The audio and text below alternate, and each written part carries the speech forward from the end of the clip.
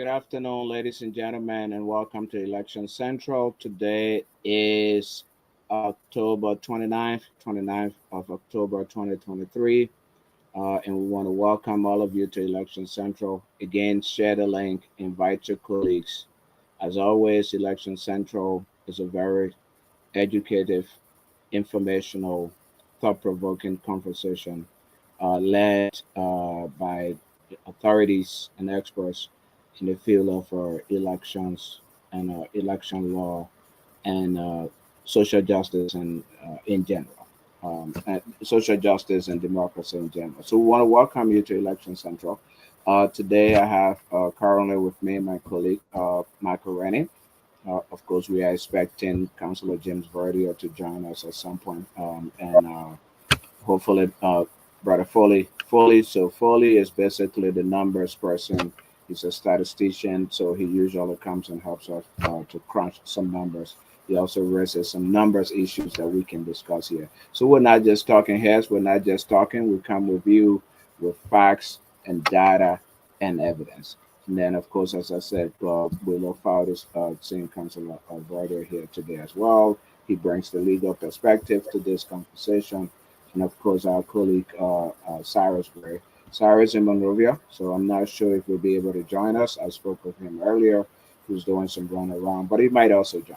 But basically, we want to encourage you all to join the conversation. You can send a message. You can call in. You can text us. If you want to actually join in the conversation, we can also send you the link for you to participate in the conversation. Again, this is an open forum for everybody, and the idea here is to bring all of the voices to the table. Welcome, Michael. Thank you. Excited to be back and talk about what's going on in Liberia election-wise, and share information with the public. Thank you. Yeah. Good So to be back. today, sorry, go ahead, Michael. I've been looking forward to today because I know there's a lot of information to discuss. Absolutely. So it's a lot of issues. We have a guide, a PowerPoint guide, but we don't have to stick to it. As we have done in the past, every discussant can always bring something up, an idea up that we can talk about. Today, however, what I did in terms of topic is, the allegations of ballot stuffing as were raised by the Unity Party, allegations that the election process was not credible and transparent, as raised by three other political parties. That is the CPP, Lionu of Dr. Monimba, and I believe is it the All Africa or All Africa Liberation? What I don't remember. Mistress Beslonian, name of Miss Beslonian Auntie's political party, but they also raised allegations of fraud and lack of credibility in the election process. We want to talk about that. We want to talk about the political, what I refer to as the lucrative political horse trading of endorsements that is going on in Liberia.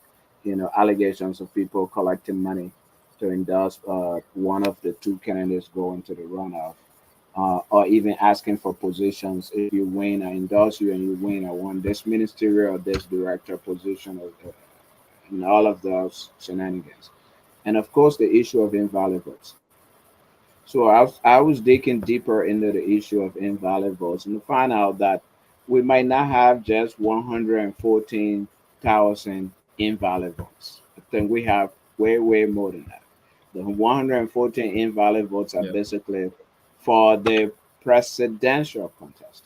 But we also do have other contests such as senatorial, such as House of Representative positions, and there are separate numbers of invalid votes in those brackets as well. So that's what I've put together to guide our conversation. But as I said, Michael, if you have any other things that you want us to add to that, feel free. And let's do so. Having said so, I just wanted to give our listeners some musical interlude, prelude, I should say. I'm looking for, what is it? Well, let me do this. We shall overcome.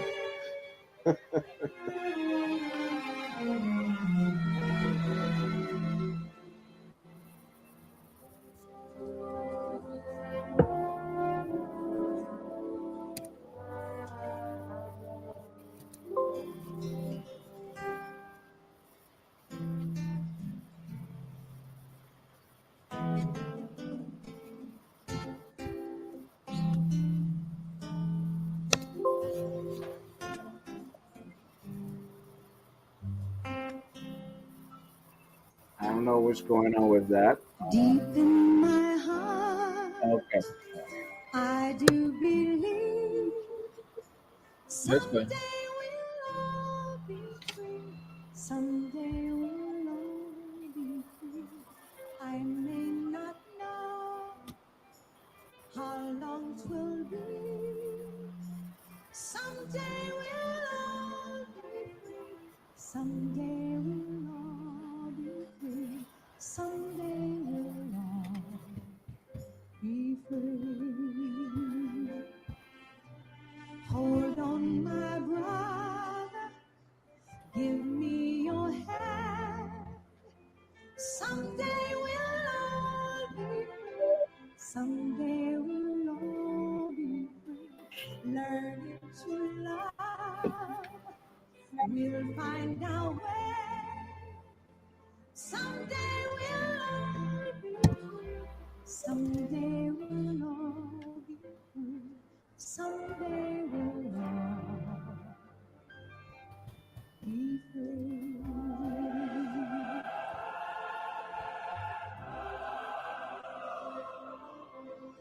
We shall overcome. We shall overcome someday.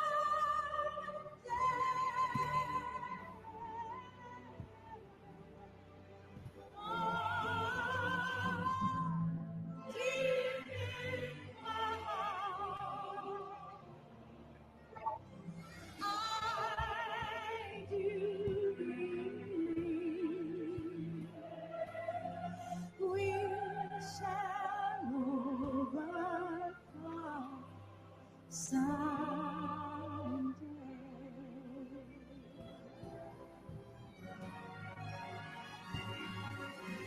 We shall overcome. We shall. Yeah, definitely. So I just wanted to, play that to kind of set the tone. But definitely, the voters and the people of Liberia will overcome, and we will succeed in building a strong democratic culture and a strong democratic society where there will be the will of the people will thrive in our election process, where leaders will realize that they are actually answerable to the people, that they are servants and not lords over the people, that the voices of the people will prevail. And all of that requires, of course, a lot of work, a lot of civic education, a lot of empowerment of our people economically as well, so they don't remain reliant and dependent on corrupt politicians who want to buy their influence and their votes. Yeah, so generally, we shall definitely overcome. Okay, sorry. So yeah, so let's kick off our conversation. Mike, did you have anything you want us to start with? Well, I know we talked about the invalid, the stuff in the ballots, and the call by some of these political parties for forensic evaluation of the ballots. My question will be, what evidence do they have that there were, stuff in the ballots, you know, and then does the election commission have the capacity, the ability to examine, to do a forensic examination of these ballots? Do they have the equipment, the tools, the skill set, knowledge, training, whatever to carry out this task? So, I mean, I don't know if they do, and I don't know what type of evidence has been presented so far by these parties. So, but those are, things that need to happen, you know, for the election commission to want to take the step to say, let's, you know, examine the ballots, and then also specifically where did they see this happening? Is it all over the country they're accusing the CDC of stuffing ballots? Is it specific parts of the country? And then what happens in those situations? Would the results be overturned, suspended for re-election in those areas? And with this, they are the second round set for November 14th. How does that impact? How quickly can NEC turn around, carry out this inspection, validate what is being said, and make a decision on if the second round should proceed or not, and doing re-election in those areas. If the election commission find that there was ballot stuffing, and voter fraud and stuff going on. So there's a lot of questions there that we're not 100% certain on yet. So that's my concern as to the whole accusation from what's that ANC, Lano, and ALL. Yeah, Yeah. yeah, definitely. So three political parties, ALL, uh, Mistress Beslo Nyanti, I believe her name is, or Nyanti Beslo, I believe it's Beslo Nyanti. And as you said, the CPP and Lino are calling for, sorry, um, Roger was texting me, calling for a forensic review of all of the ballots, and they're saying that they will pay for that review. So it will be of Fraud no cost. ballots. Yeah, yeah. So it will be at no cost to the National Elections Commission, and it will get professionals to come and review the ballots. That's what they're saying. But then you raise an important question: on what basis, though? Like, what are you? Why? I mean, it's a good thing to do forensic review of the ballots, but if you have any evidence that there was, some form of cheating or anything that happened in the process, you don't just appeal to the National Elections Commission to say preserve the ballots. We want to do a forensic review at no cost to you. You There are various avenues provided for in the law that are available to you to even make the election commission to do so. So you can file a complaint before Hmm. the election commission's own investigative body. They do have one, or you can go to the Supreme Court. And so far, the three political parties have not produced any evidence to support their claims that election results were not credible, and they haven't taken the legal step of complaining to NEC or of going to the Supreme Court, which by law is the body that is supposed to hear election disputes. So once again, it might just be, you know, just talking, talking, talking, and no action. They have no evidence, but just want to say something to say something. Yeah, and it's interesting that these political parties that were way down the line in terms of votes, especially the ALL party and the Lino party. Mr. Cummings was number 6 in the election, I believe. So where is the Unity Party, and the other political parties that got more votes? Mr. Appeton, Unity Party, ALCOP, and LPP, Mr. Gunglo. Where are they standing when it comes to did they not observe any of this? And how come did Lano, ALL and CPP observe these, and how come those other parties did not, you know? So those are all questions, that someone will ask, because I feel like, the Unity Party should have a big enough reach to be able to, observe different inconsistencies that were going on. And if they were spread out over the country, they too should have seen some of that stuff. And how come all Yeah, the allegations against, just what you call it, the incumbent alone, which makes sense, to a certain extent too. But I feel like everybody, or most people, most of the political parties should be crying foul in this situation. If it was as widespread as these other parties are claiming, you know. yeah, yeah, yeah. So the Unity Party is also claiming. Unity Party is the one that's claiming stuffing of ballot boxes. Okay. Allegations of ballot stuffing were by the Unity Party. And one of the things they cited, which I don't know, they wrote a letter to NEC. I haven't seen the letter. I don't know if they included any of the evidence in that letter. But as it was quoted in the media, they're saying that in in in Maryland, for example, yes, in Maryland, they said that in Maryland, there were several polling places that turn out more votes than people who were registered in those precincts. Mhm. So what that indicates to them is that ballots were added to ballot boxes. Because if you have only 500 or 300 people or 200 people registered and eligible to vote in a place, according to election law, only people who are registered and eligible to vote in a particular precinct Supposed can to vote vote. there. Yeah, but now according to them, and I haven't seen any evidence to that, but it also did send a letter to the National Elections Commission. So perhaps they included whatever the claims were in that letter, but they did say that in Maryland especially, there were polling places, numerous polling places where the votes that were counted in those places were way more than the number of people that were registered to vote in those places. So the assumption is that ballot boxes could have been stuffed in those places. On behalf of whom we do not know. Mhm. However, I should say that so first of all, as we were saying, it's CPP of Alexander Cummings, AL of Sarah Beslo Yanti, and Lionu of Dr. Monimba are the ones that are claiming that that won forensics because they feel that the election results are not credible. Let me just read. I don't know if our leaders can see before we actually go by. I don't know if our readers can see and are able to read their statement over there, but let me read it from my end here. They said many Liberians, including partisan supporters and well wishers of our parties, are deeply concerned about the announced results of the October 10 elections, especially the presidential contest. As a result, we have decided to conduct a forensic examination of the ballot papers by experts.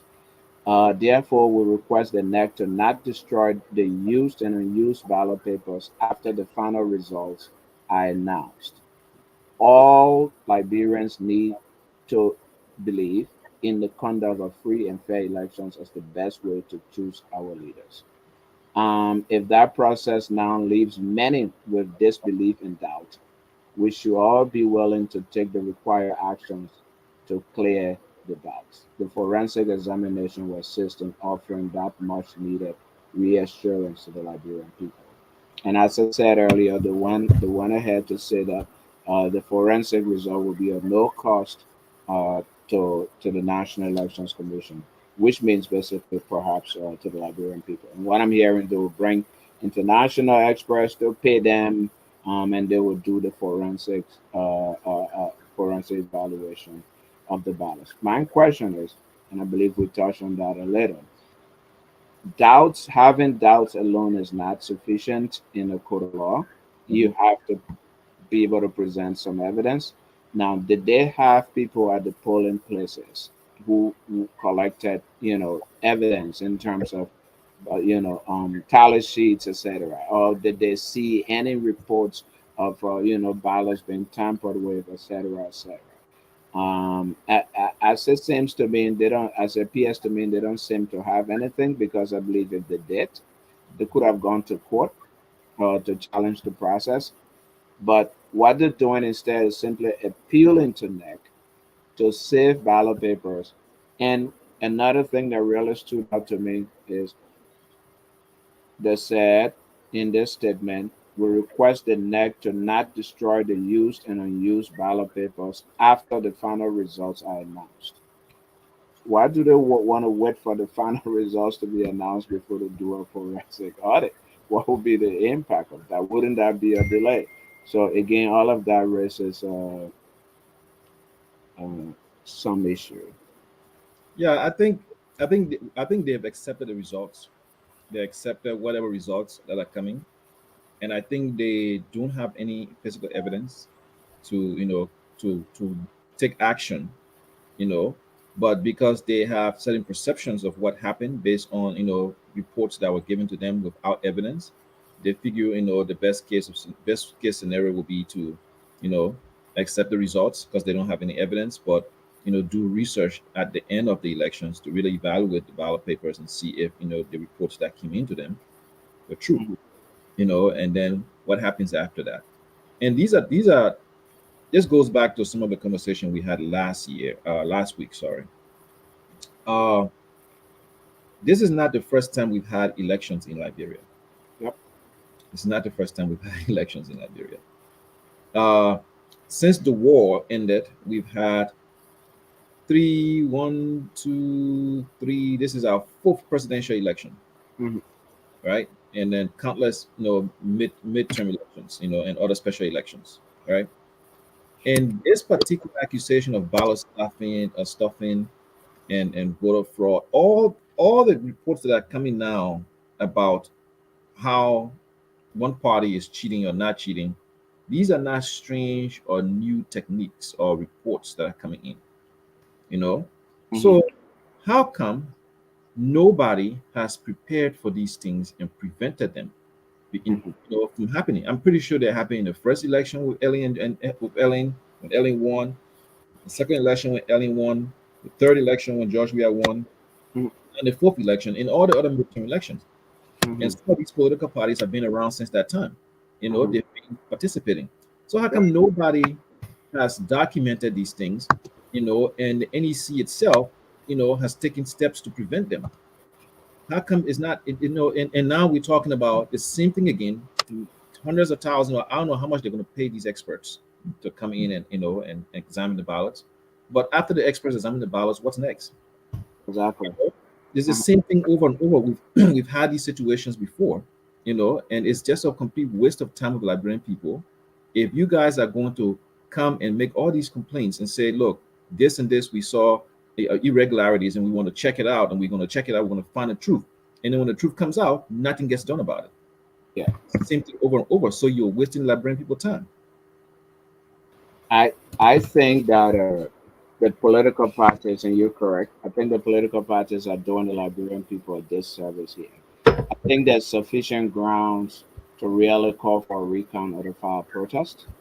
Just again, the sheer number of invalid votes alone, the sheer number of invalid votes alone. I'm still doing the calculation, so that's why I haven't been able to really come up with the numbers.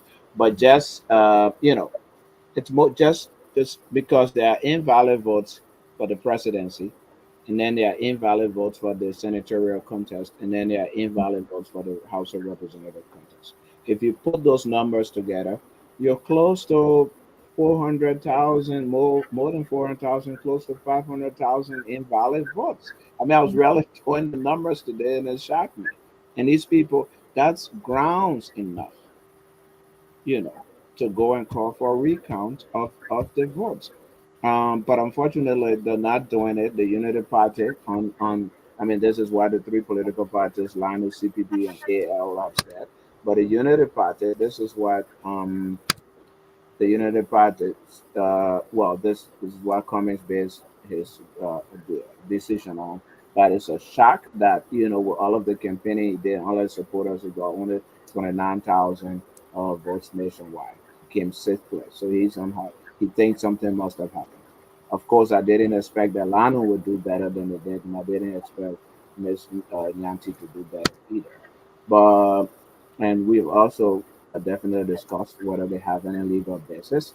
In fact, the election law says that 7 days after the results are announced is the window within which you must file your protest. They haven't filed any protest. They haven't filed any complaints. I believe it's more than 7 days. So they've basically lost the ability to do so. So again, it's just a waste of time. Um, and then, of course, this is what UP is saying. UP is alleging, that ballots were stuffed, according to them. Yeah. So And yeah, and what they're claiming is that, uh, yeah, they sent a letter to the National Elections Commission. The Unity Party highlighted instances of ballot fraud, particularly in Maryland County, where the number of ballots exceeded the total registered voters in certain polling places, according to them. So yeah, So and so my yeah, my, so my let's thing let's will let's be, just yeah let's just go to that Yeah, piece, you online, but I get in the and studio. then It's heavy. the I'll letter go my own phone. also. Yeah, Uh, it's heavy. I got to do so. Like so entering studio. somebody's somebody's moving these things. Still, I said Chrome is good for you. Um, yeah. I'm So in there studio yet. we can hear you because of brother. Oh, you I'll are. have to get. Well, Yeah. Yeah. So this is what. Sorry. This is what Officer Legend, and here it said they're saying in Maryland, ballot boxes, the total number of votes in certain polling places were more than the number of people that were registered to vote in those places. In their letter, they also cited that some NEC officials were arrested while trying to cheat. So I think that this happened in at least one of the incidents I'm aware of is in Grand Cape Mount County, where some officials of officers of NEC basically were trying during the tallying process, during the counting, they were trying to inflate numbers for certain candidates in the race. Of course, that those candidates were not named, but this is the media report where I believe they were now being arrested by the police in Cape Mount, and then NEC officers inflating votes during tally process.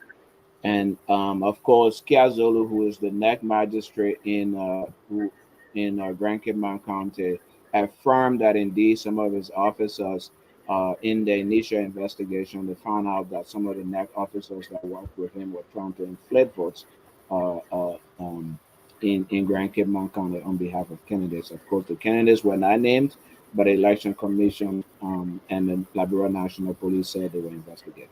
Again, these are the things that United Parties cited in their letter, not a complaint to NEC hearing officers, not a complaint filed before the Supreme Court, but a letter to NEC including recommendations on what NEC should do going into the second round. I mean that this it defeats my imagination. If they think they have evidence of fraud, why are they appealing to the NEC? Why are they writing to the NEC making recommendations? Why are they not taking advantage of the available legal processes?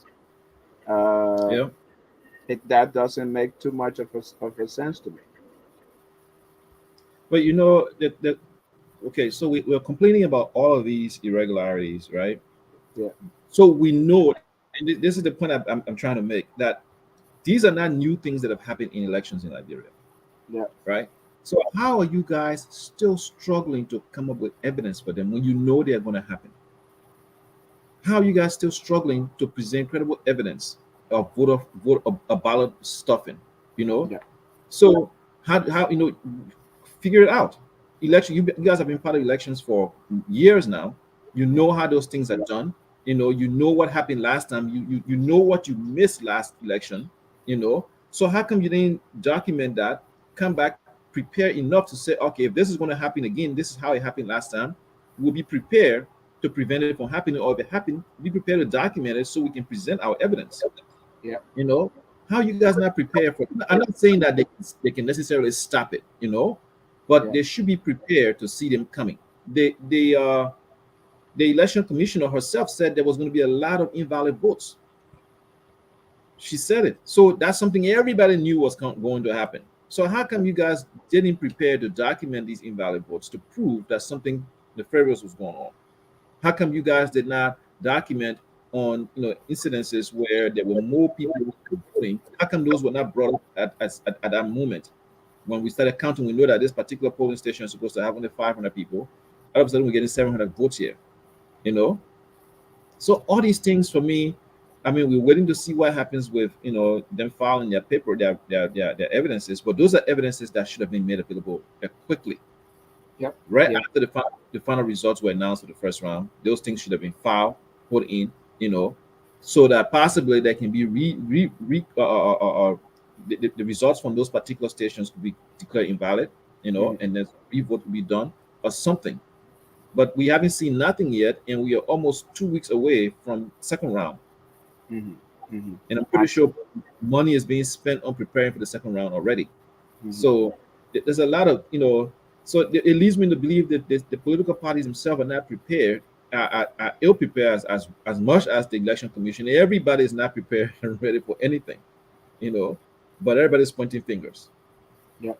No, I agree with you because I think if they had, I think at this point they're speculating because if they had evidence, I don't see any reason why they wouldn't, go through the legal processes to make sure that those things are correct. I know part of the argument is, oh, that, even if we get Maryland to do that, we're not sure that it will even impact the results, the outcome of the results in terms of somebody winning in the first round. But I don't think that's all you should be fighting for.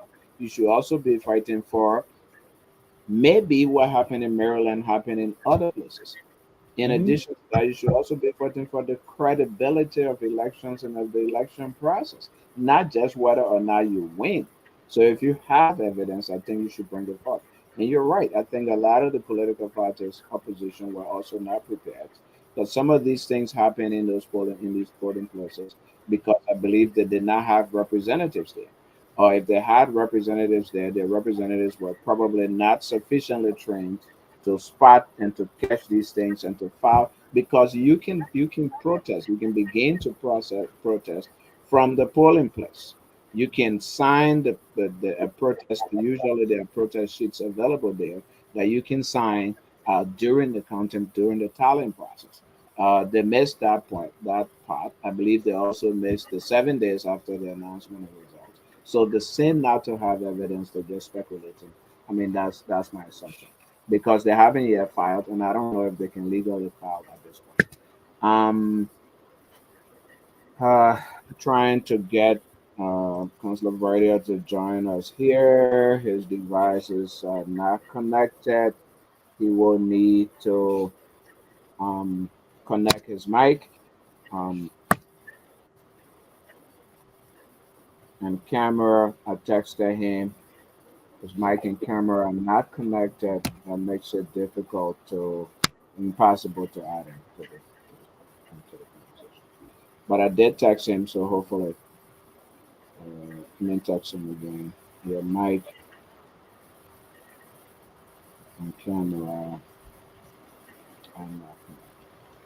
Yeah, the other thing I wanted us to talk about, one other topic. Maybe since we already started talking about, yeah, I wanted to talk about this whole idea of endorsements.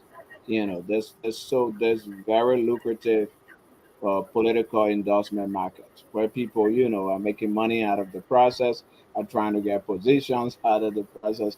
This whole idea of endorsements and all of that already.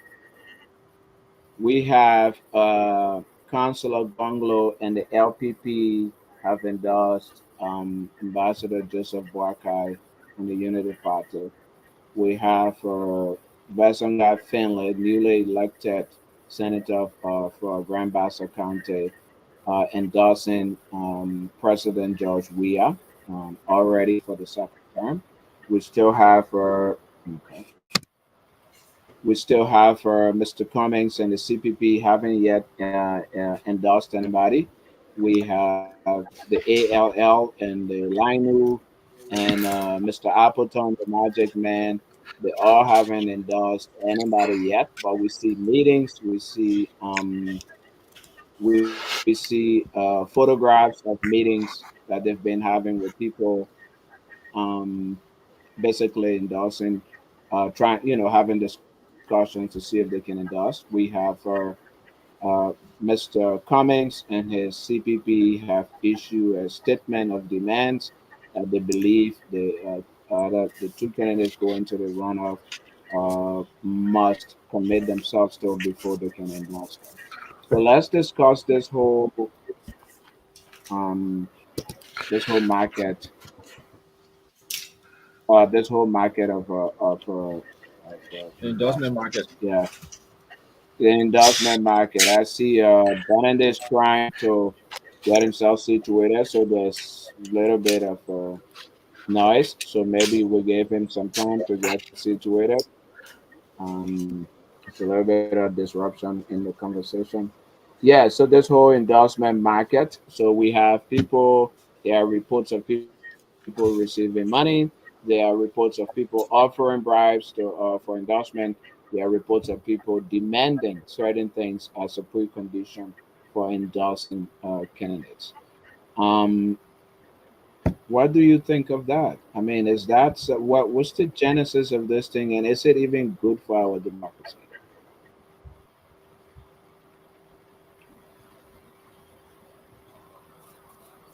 Hello? Yeah, we see you, we hear you, Ben. Oh, okay. Mike, All right. yeah, you're good, you're good. Mike, did you want to comment on this lucrative political endorsement market that seems to be unfolding? It seems to be the most lucrative business venture to every election cycle. People collect their lay 3,000, 5,000, and go and register as candidates. And then at the back end they get a good return. Imagine you put your lay $5,000 in, you become a candidate, and at the end people you demand 150,000 or even 100,000 or even a position in government. That's a significant return on investment. What would you make of it?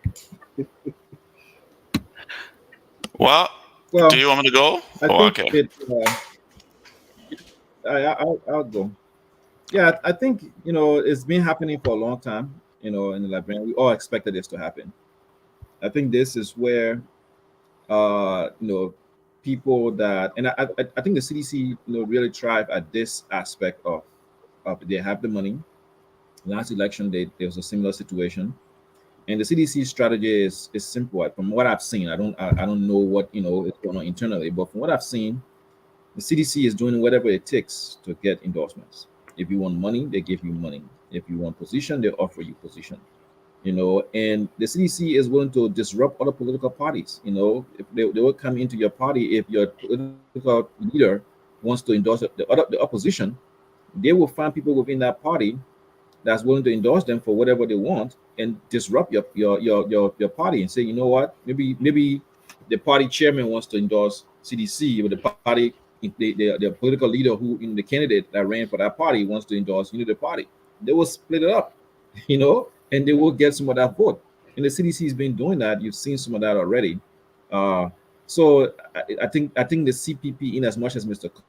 Cummings at this point in time hasn't made a decision, I think it'll be a challenge to hold the CPP at entirety to so if Mr. Cummings come up and decides to support Mr. Boyka, I think it'll be a challenge to keep all the members in the CPP, committed to that. I think some of them might go away and say, you know what, we will support Josh Weah. I saw the RCOP, Lieutenant Kamara met with Josh Weah. I don't know if they've made a decision yet, you know, and we see all these meetings and pictures. I saw that Lanu also made Clarence Modiba made a list of demands as well, for things that he would want to see. I think that was following the Cummings playbook. From my understanding, he had met with Cummings, earlier before this Cummings put out his demands. So maybe Cummings is trying to consolidate the opposition bloc, you know, again, like last election. Um, so a lot of things going on. I think the biggest story in this whole endorsement market is the Henry Costa and Benana Ure story. The pictures coming out. I don't know. I mean, I saw a posting on Costa's page that ALP will be supporting. That's there was the ALP logo and then the CDC logo and all of that stuff. So that is a big story. In as much as I feel like that is insignificant, in terms of the results, but I feel like it was a big story, for to see that happen, given how close and committed to Boyka, Mr. Ure and Mr. Uh, Costa were in the past 6 years and leading up to this election. So a lot is going on, and I think the Liberian people are very confused right now. And my thing to the Liberian people would be, don't listen to your political leaders in this situation. They are all seeking their own interests at this point in time. You know, vote for who you believe in the second round will have an impact on your life. Will bring about changes that will impact your life. Do not listen to any of these political leaders. Right now, they are all seeking their own interests, if it's money or position in government, and those would not trickle down to you. You can go ahead, Benedict. Well said. Uh, Well said. Go ahead, man. Yeah. yeah, so I would just like to say thanks again for welcoming me at this platform. But one thing I would say that for me, I look at all the endorsement. I look at the impact it's gonna has on the elections, and I just think, in my own opinion, that probably be four critical endorsement when it comes to the second round. Uh, Number one, I think it will be Gonglo. I mean, happened. Number two, I think it was Guy. I think that has happened. Number three is the Commons endorsement. That's still pending. And number four is the ARCO endorsement. And ARCO endorsement, I think, is the most critical endorsement for the Unity Party. If it happens, in my honest opinion, if it happens to lose the ARCO endorsement, I don't think they can win the election, because ARCO play a significant role in Lofa. They play a significant role in Maserado, Bapolo, I think, and Kipma and Bumping. ARCO played a significant role there. So if Unity Party lose the endorsement of ARCO, I really don't think they can get to the finish line. And also, what I do think is that some endorsement I don't think is that significant, especially with the Costa endorsement and the LDP endorsement. I really don't think it's significant. I don't think it will have a greater impact as to the results. But what they have to focus on, and what both political parties has to focus on right now, is the ARCO endorsement and also the Cummins endorsement. Cummins, but the greater one is, I think, will be ARCO. For Unity Party, it's ARCO. And if you can't get ARCO endorsement, I don't know how you're going to get to the finish line. And because if you look at the votes coming from Lofa, Bumming, Maserado, ARCO did significantly in those counties. And hopefully we'll see what's going to happen. But the ELP endorsement or the Costa endorsement, I just don't think it has any impact. And it just, I don't know if they're going to trickle into votes or not. Or so I don't think there will be any votes coming from ARCO for the Unity Party. So what I would say is that but I hope it's an endorsement war. And I think, honestly, if I look at Buchanan or Grand Bassa right now, I would say Grand Bassa is off the table for Unity Party. I don't think with what's the guy name, with Western Island endorsing CDC, is it makes it very hard for Unity Party to win Grand Bassa. So I would just leave it at that. Maybe we can, so whatever the case is, I think but the most important and most critical endorsement right now for Unity Party is ARCO. Okay. So before we continue, I wanted to welcome Councilor Verdier. He's just joined us. So welcome, Verdier. But I also wanted to welcome an important guest, Mr. Sam Joe. So Mr. Sam Joe was a member of the National Elections Commission for years. So he comes with a lot of experience and expertise in running elections, and he can bring that knowledge and expertise to bear in this conversation as it relates to the topics we're talking about now. The issue of invalid votes, the issue and why we have that huge number of invalid votes, the way that the NEC has been announcing election results, whether that even creates transparency and clarity and credibility in the process, and maybe even the allegations that were raised by four political parties so far. As we know, LINU, CPP, and ALL raised allegations, of course, without evidence, but allegations that the elections results are not credible. Mr. Cummings specifically said that the results were ridiculous. And so they're calling for a forensic audit of all of the ballots. And they've advised, at least asked the National Elections Commission not to destroy, but to preserve used and unused ballots so that they can do that forensic audit. And they're saying that they will pay for the forensic audit, so it will be of no cost to the National Elections Commission. Unity Party has also said that they believe that there were ballot stuffing. Particularly, they made reference to Maryland and they cited several polling places in Maryland where they say that the votes coming out of polling places in Maryland were really higher than the number of people who were registered to vote in those places. And I'm giving this recap because of our guests who have come in, and then also we were right before you both of you came in. We were talking about what we refer to as the lucrative political endorsement market. And of course, Benedict Foley was saying which endorsement is critical, which endorsement is not so very important, and to whom. Um, so you guys can come in, welcome, and let's have this conversation. If you want us to, talk about the political endorsement issues right now before we go to the allegations that are made by the four political parties, give it a shot. Go ahead. Well, thank you, Alfonso. Uh, Mm. Let me greet all of you on the platform right now and our our viewership as well as our listening audience. I think the menu, agenda items are very important. Um, there are a lot of issues coming out of the just ended October 10 elections that have far-reaching effects now and in the future. So I guess when we discuss them, we should also discuss them uh, weighing against the allegations and against the available pieces of evidence that one may have. I will hesitate to make substantive comments on most of the issues in the absence of evidence because most of the issues that are being raised are basically circumstantial and based on suspicion. But in light of the laws that we have, we need to just weigh these different accusations or these suspicions against the law and see what could have happened.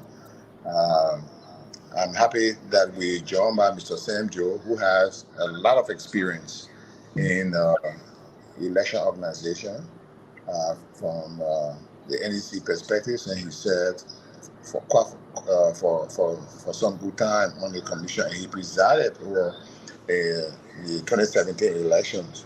So I would actually allow him to go first. I am having some technical difficulties. I'm not very comfortable and relaxed where I am because I am actually mobile and I'm traveling. So I'm not in my usual spot. I will take a break and readjust and then come back on. But I will allow Mr. Joe to come on, introduce himself, and then he can start. You guys can start a discussion. I will follow, and then John later. Thank you. Thank you, Yep. Mr. Claudia. Thank you, Mr. And thank you, the listening audience. Appreciate the invitation to come and show to use my little expertise. 7 years I served as commissioner and chairman for 2017 election. My experiences and all of that will be put into perspective during the conversation. How I don't know that I haven't been in the country. I was in the country. I did voter registration. I came back to the U.S. I couldn't come back to vote, so I don't know the specifics of the allegations, and I don't want to speak to the specific of the allegation. I'll give you general broad perspective of the way elections are conducted. And for the benefit of the conversation, I will say cheating, if there is any on our current jurisdiction, start far before election day. Election day, the way we describe it at the election commission is an event, but there are processes that political parties ought to understand before they can. And I think Councilor Vodia put it in clear perspective that we don't know the evidence. But what I can tell you though is our processes are open processes. Political parties are allowed to participate in the process from start to finish. And they can be the first to know their results before the commission. political party go into the centers, all of the center, which is about, I think, 500, 5,400 centers around the nation, at least when I was there. And they got a representative, they look at a sheet of counts and photocopy it and send it to their war room for photo analysis. So if anybody alleging allegation, they know what they're talking about. And they should be able to come up with that analysis for the benefit of the public. So the process start with voter registration process. We party supposed to be part of. Then it goes down to the election day. Election day, all of the parties are represented. The ballot, the way the commission is set up is that all of the centers, ballots are customized to specific center. 550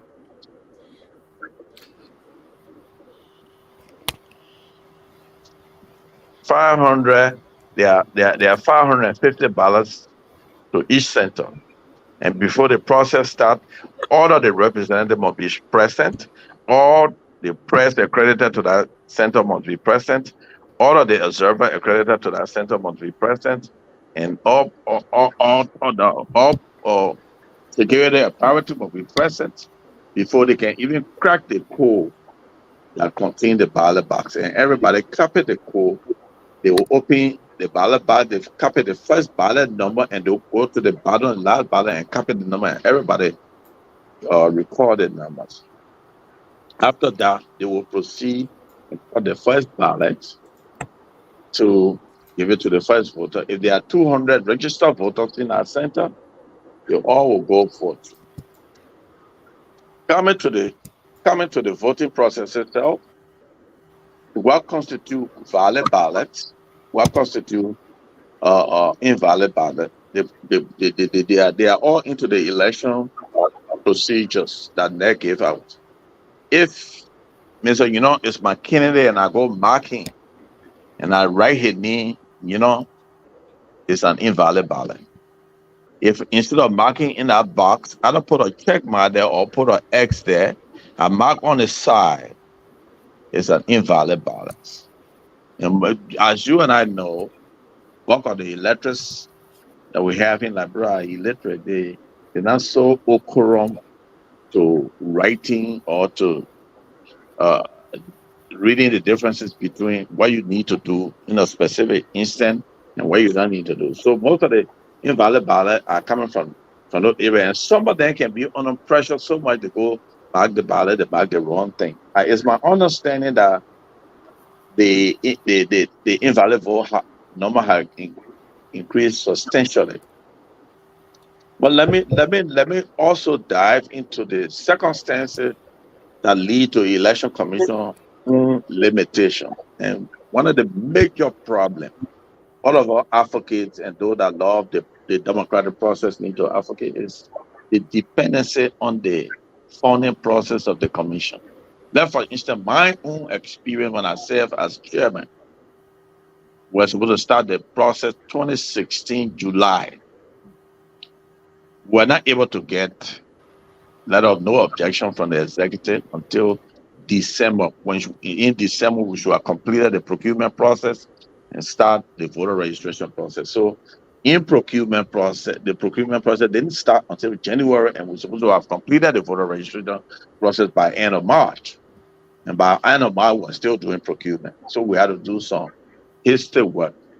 So these are the kind of things that can contribute to the major problem they had that contribute to irregular, because election is not an event. It's not an event. There are processes that must be met for election to be deemed credible, free and fair, and reliable. So if one of those steps are missing, the election is not credible. It's not free. It's not credible. It's not reliable. It could be fair, but it's not reliable. So, again, I say I'm not on the ground. I don't know the circumstances that lead to the allegations. I don't know what's happening, and then unless somebody can speak to specific, I'm here to answer your question. if I will answer the question. Thank you very much for inviting me on your show.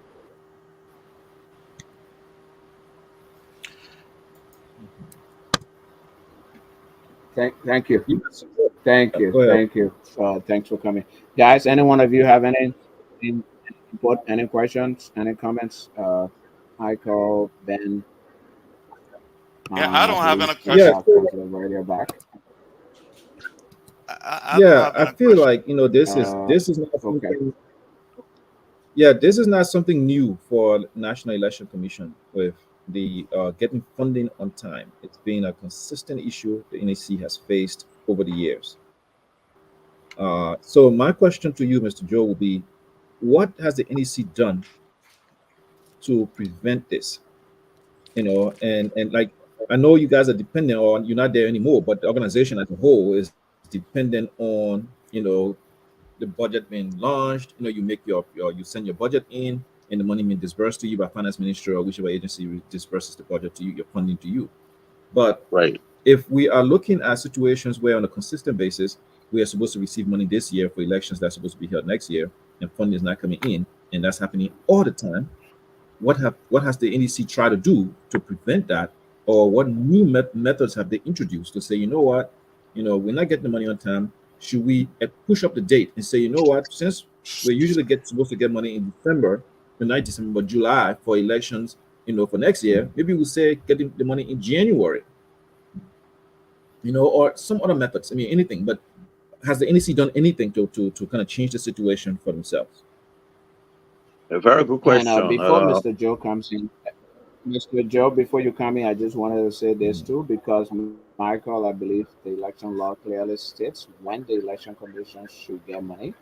The money to the election commission to support elections is supposed to be Mhm. paid to the commission in two tranches. One is in January, I believe, and one is in July. So I'm Mhm. saying this to support your point that, let's say, the election commission is not getting the support that it needs from government during those time frames to carry on its processes. Why shouldn't the election commission be coming out to the Liberian people and saying we are unable to do our job because we are not receiving funding? Because if you don't do that, our assumption is you are simply not doing your job. We don't know why you're not doing your job. So again, that creates a credibility problem. You seem to be, and when I say you, I don't mean you, Mr. Joe, but the election commission seems to be shielding the government by not coming out and saying to the public that the government is not giving us the resources to do our job. That then makes people to believe that you're siding with the government because you are protecting the government. You don't want embarrassment. You're not saying what needs to be said. And I think the second point to Michael's question is, okay, let's talk about dependence on government. Is there a way we don't have to be dependent on government? Are there any recommendations that the election commission has made or can make in terms of getting funding where the government is unable to provide the funding? And then the Thank third you. is you receive a lot of money from international support. Is that not sufficient? What percentage, when you were there, what percentage of that international support is your total budget? Thank you. Three questions. One is why NEC not submitting a budget or government is not funding NEC on time. And two, from And your, why is any the yeah, public go ahead. know? Yeah, And why NEC is not going yeah, public, and what is the percentage of contribution from donor to the yeah. National Election Commission? The three cycles we just discussed, those are cycles that I went through. I mean, looking at my background, when I got on the election commission, I was made chairman on finance, oversight commissioner on finance. And all of those issues were taken into consideration on a Jerome Korea bench.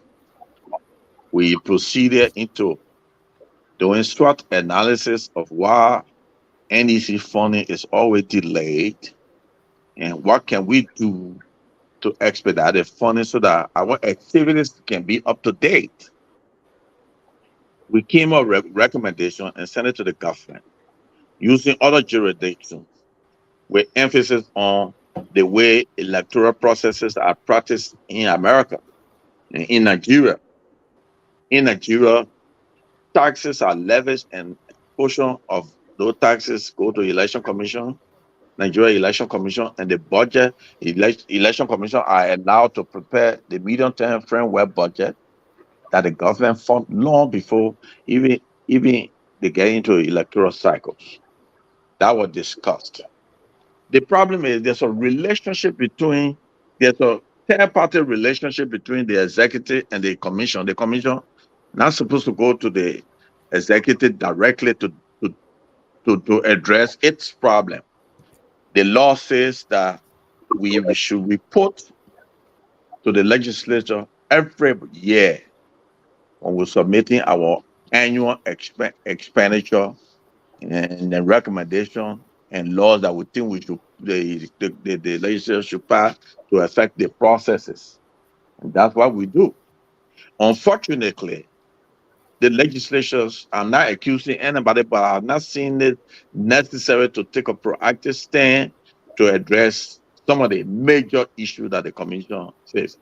One of the recommendations we made when I was there was looking at the circumstances, Liberia don't have better rules.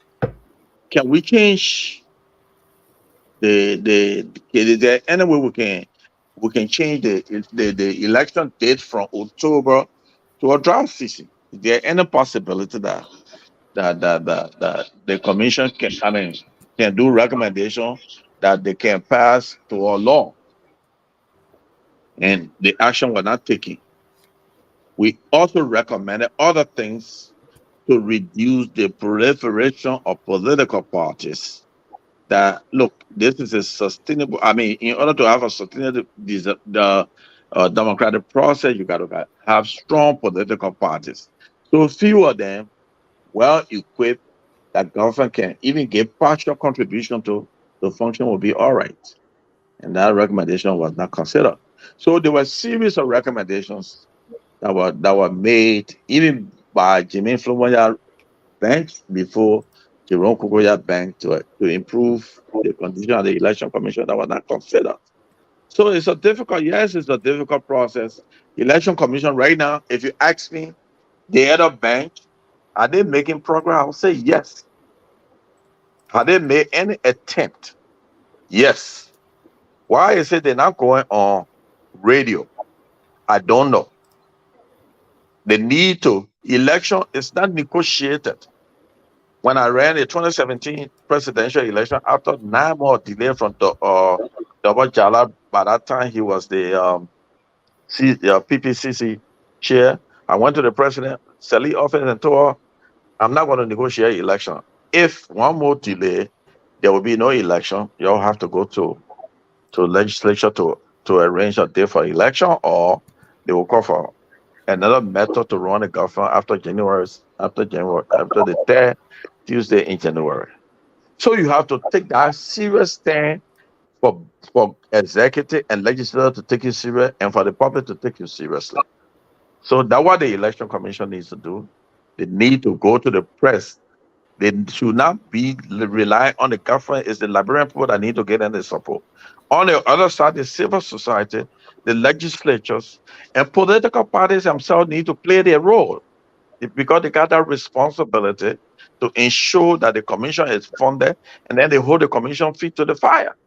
Because under our law, the election commission is not audited until at the end of the year, and that audit should be recommended by legislature to come and audit the commission.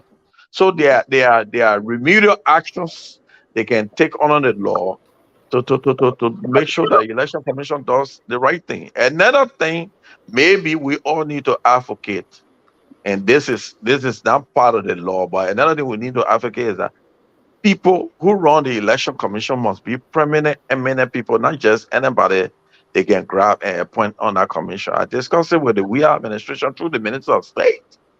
You need to bring people that when they stand and say something to people who's supposed to contribute to the commission, people will listen to. Lastly, to answer your question, the percentage of contribution, election commission does not receive cash from donor community. No, they fund specific projects within the election commission. Some of them will take civil society program and fund it and employ their own people to come and do civic education. Election commission don't receive money for that. Some of them take certain things and say we'll do certain things, youth program and stuff like that. Yes, still when they are reporting, they say we'll contribute a so amount of money to the election commission. I don't. In fact, what we enjoy from the donor community, I don't think the other administration enjoyed that. UNDP office closed down, office closed down, and so they just send individual to monitor the process and then through you say election commission submit program that they should fund and they send it to the US government to consider that. Well, unless before they were resident in the building, they all used to sit down and plan electoral activities. I don't think it's like that anymore. So does that Real, answer all of the questions? yeah, yes, it does. So real quickly, I believe before Councilor Barrier come in, one of the allegations, and I'm not asking you to speak to facts here because you don't have facts and evidence. I don't myself, but is there any circumstance under which it's possible to have more voters at a polling place than those who are registered to vote there? Because that's one of the allegations. Is that a possibility at all?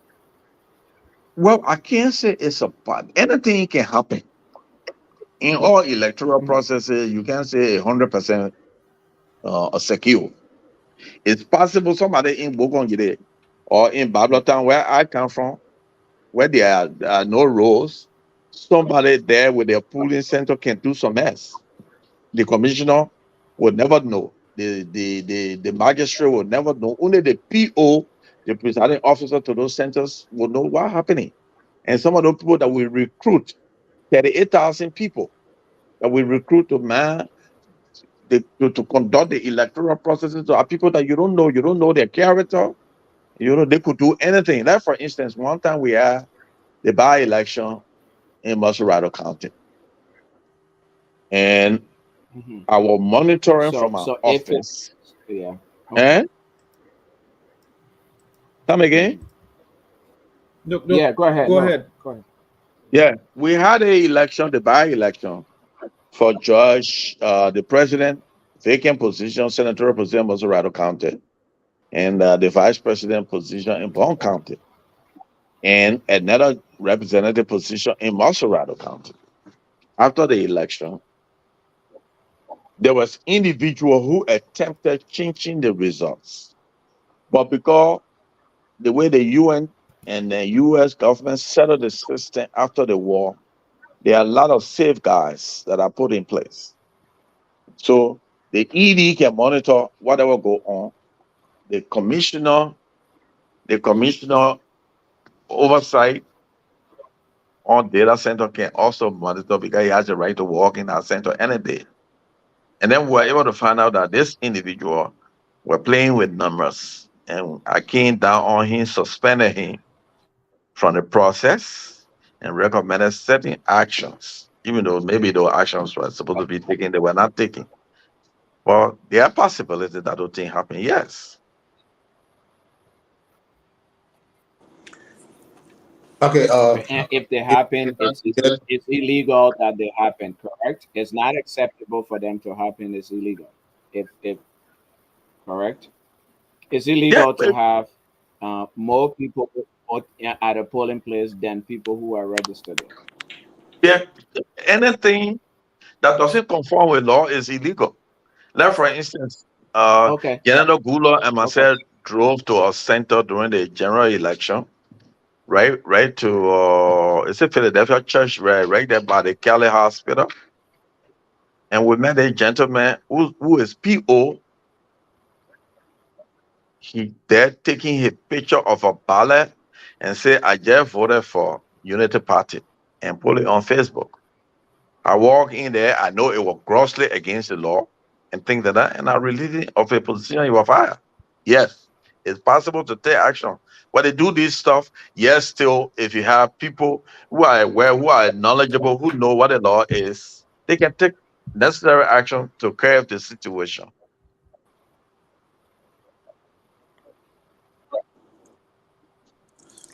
So, gentlemen, Mr. Joe's intervention and his discussion has revealed a lot of things, has substantiated a lot of issues that are being raised.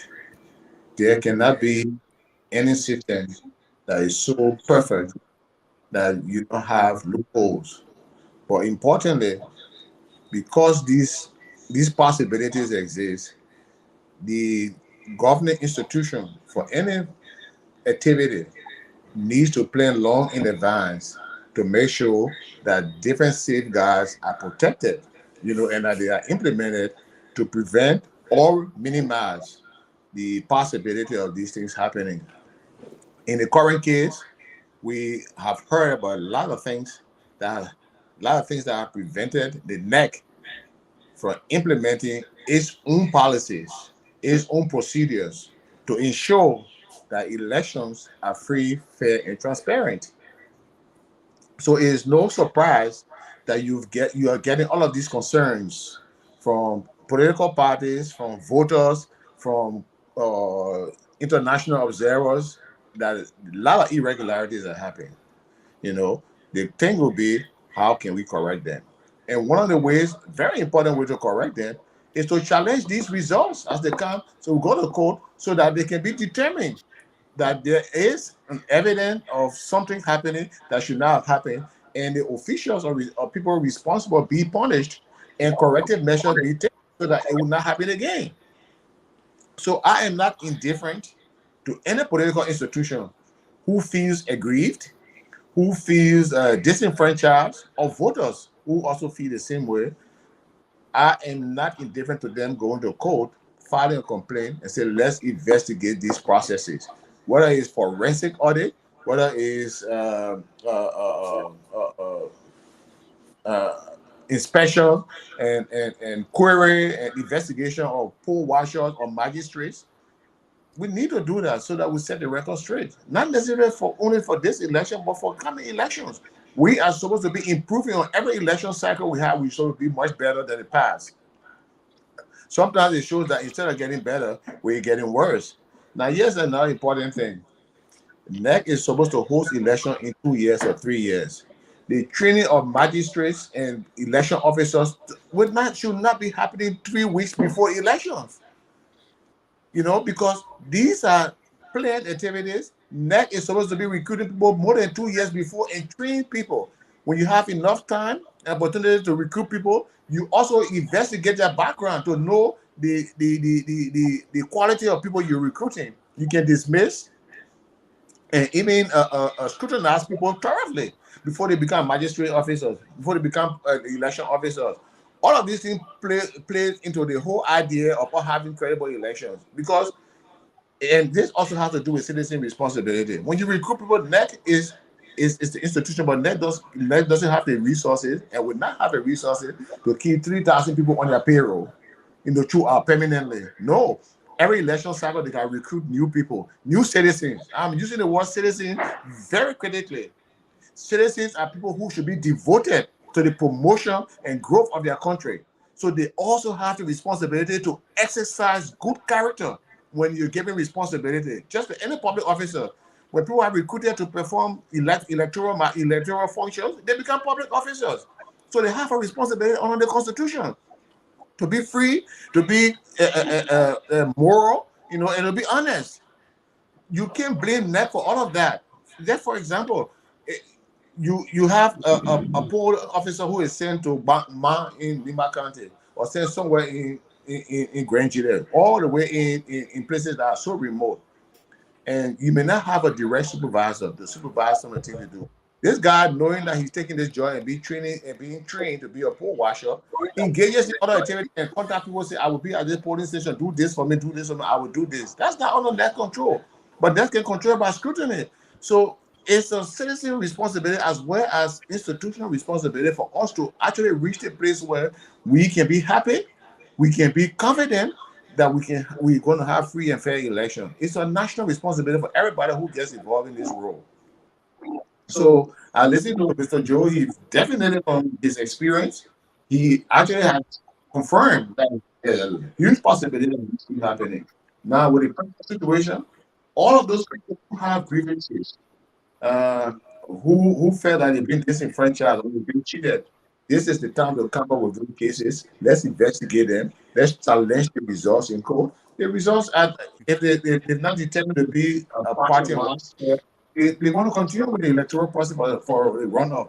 But at the end of the day, once the court hears them and there's investigation and people are punished, you correct that and stop that from happening. Yeah, And so I think that's what we're doing. There's going to be a lot. I might use the issue of forensic audit because even from a distance, I am currently questioning some of the results that were achieved. It's just it it reminded me of the CDB King election. That's what I see history always repeats itself. In the southeast, the results there, you got polling stations which showed that there were more votes than registered people in that's clear some of cheating.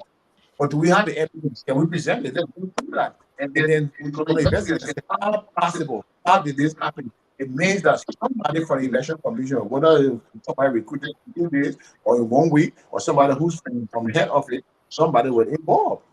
Somebody was involved. So they know that these kind of people need to be punished and these things need to be highlighted. And let's follow the law. Let's investigate. Even though why the runoff is going, we still need to investigate the whole process of October 10 elections, see what happened. Because up to now, some of the results are almost in disbelief, you know. And I think this is a grave issue. We have to keep pointing this out. Yeah, Mr. If you don't mind, let me compliment Mr. Vardia's so effort. two things. Yeah. Mhm. I just wanted to say something in reference Yeah. to the training of the magistrate. Those guys are Yeah. well trained. They are well competent. They go through breach training every year to for that. They don't train magistrate 2 weeks before election. They always train. They always train. The only people that we had struggled with when I was there was the 28 30 plus 38,000 staff that will recruit from. It had to be continuous because every year we got to recruit and retrain them. If the money, if the of a government financial contribution were on time, those guys could be trained far below before the election. So that's the only problem I see with that. But other than that, he's right. I mean, there are a lot of remaining actions on our election law that political party could take.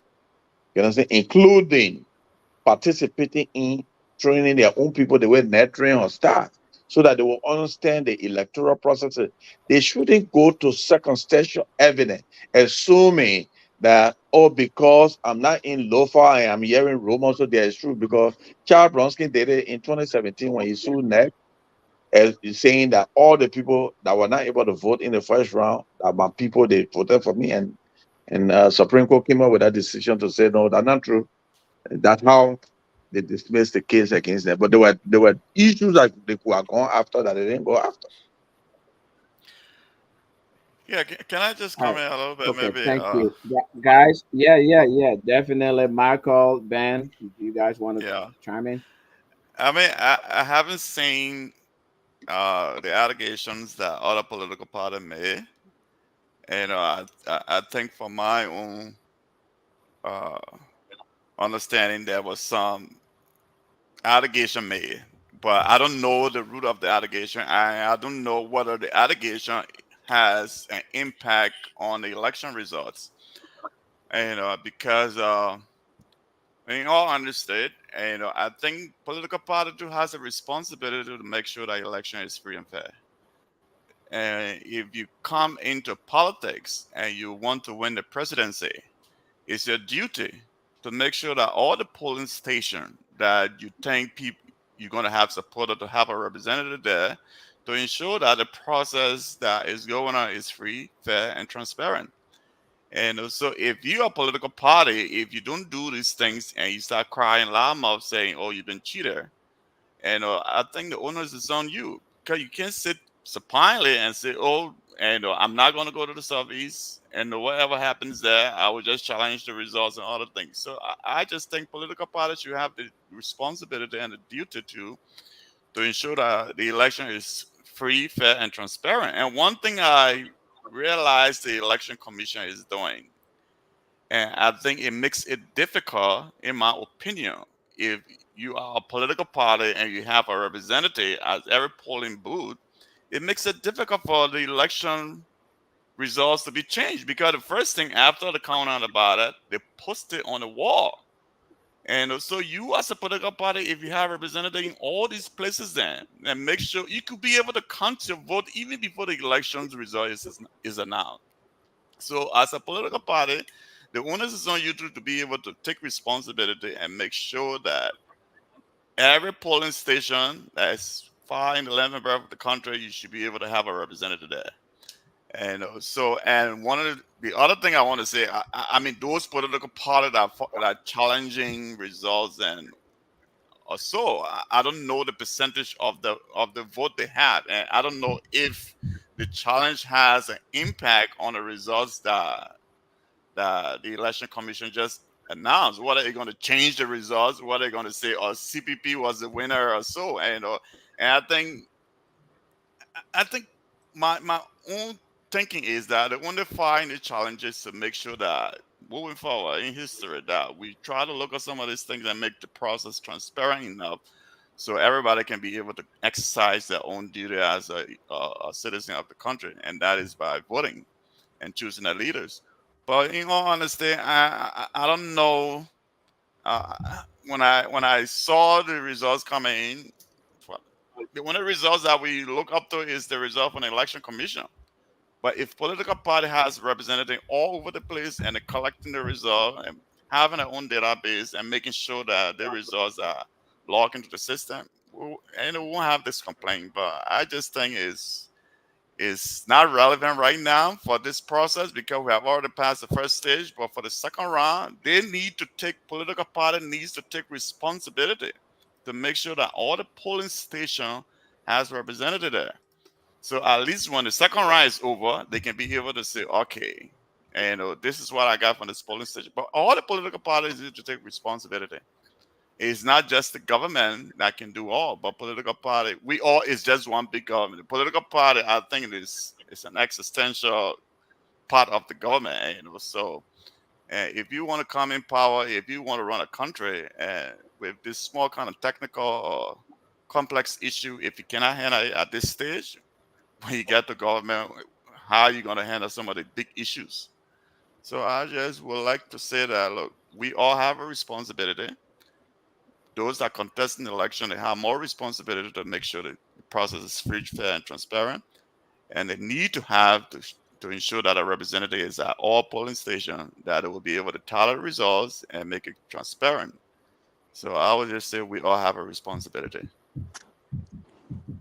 I think look, I just want to come in before you go. That you seem to have made some good points, but I respectfully disagree with you when you mention that the issues that are being raised by political parties regarding the fairness of election results are not relevant right now because they're not going to have any major impact on the current election. I do disagree with you because what we're talking about is also taking corrective measures to make sure that our processes are guided. We have laws. Even if a political party that's got 0.3% of electoral votes and therefore they're not significant in terms of determining the outcome of the election, and if they do have grievances, they have rights, they should be litigated. They should be adjudicated. You should take them to court. You don't even have to wait. They can be adjudicated now because all of these things culminate into bigger crises.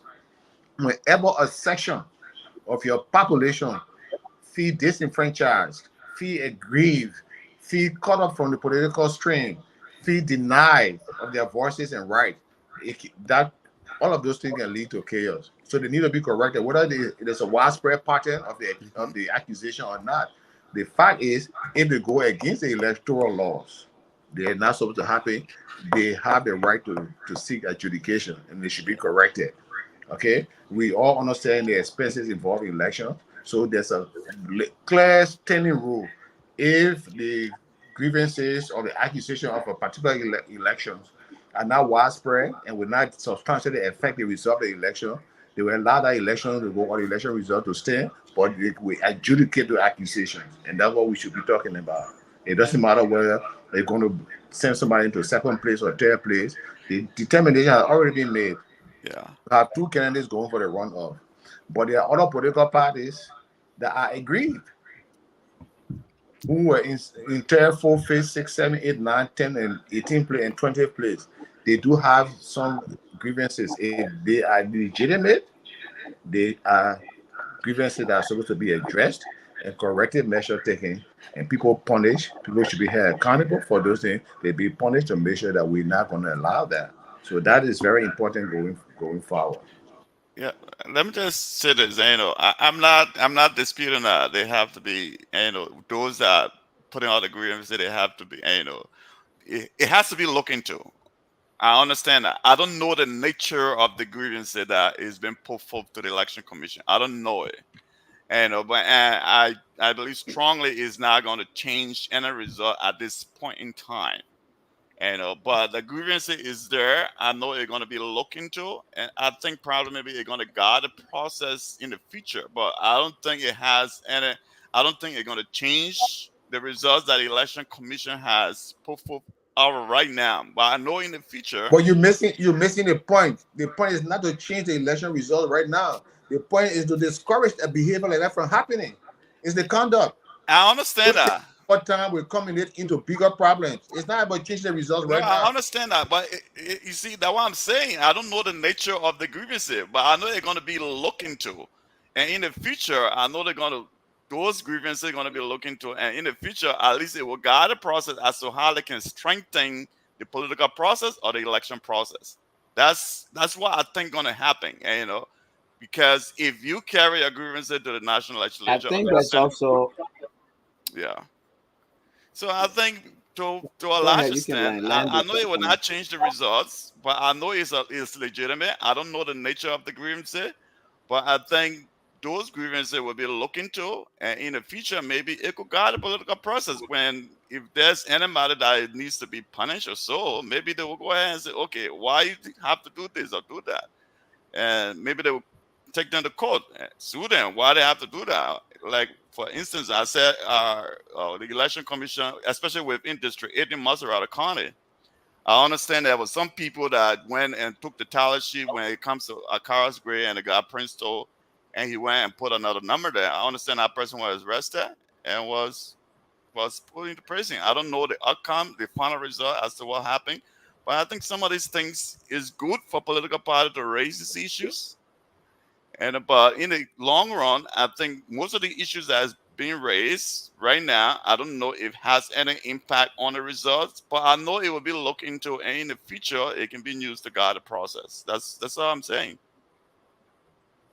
So, So so this what I'll let's say hope to that this to this. let's hope that the Yeah. issues will be investigated.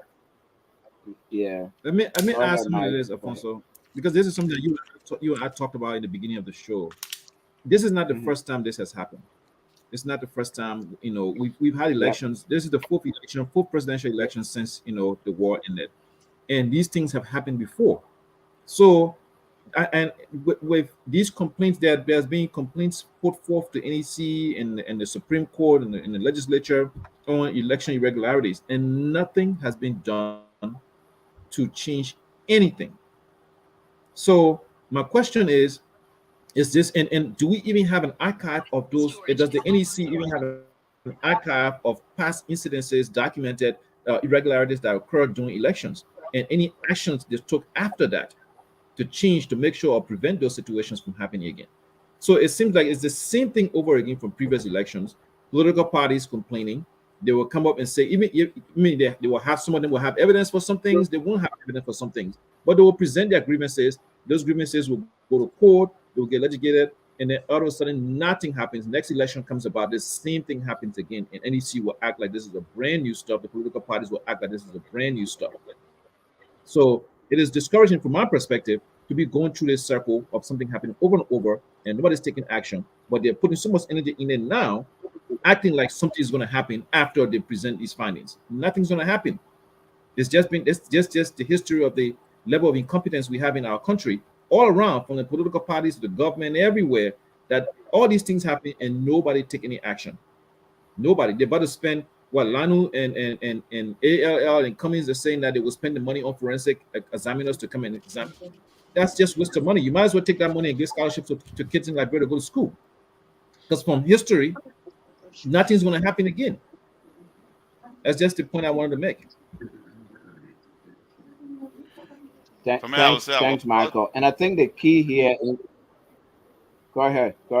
Okay, no. So I think the point I no. wanted to make here supports Councilor Verde's point to some extent, is that we investigate things and we look for evidence and we prosecute, not necessarily because it would change something today, but because it's simply the right thing to do to follow the law. So first and Exactly. foremost, doing that means that we are complying by the law, and that is critical. The second point I want to make is we do not know that it will not impact the outcome of the result. How do we know that? For example, one of the claims that the Unity Party made in their letter is that in Maryland County, there were several polling places where the results, the numbers that were returned, were way more than the number of people who registered. How sure are we that just looking at Maryland alone, for example, that will not put Unity Party? The vote difference right now is 7,000. That will not put Unity Party on top, which is frivolous, of course, because that doesn't give them 50.1% of the vote. But how sure are we that it's only in Maryland that happens? It's only by investigating that we will get to that point. Maybe that also happened in Lofa. Maybe that also happened in India.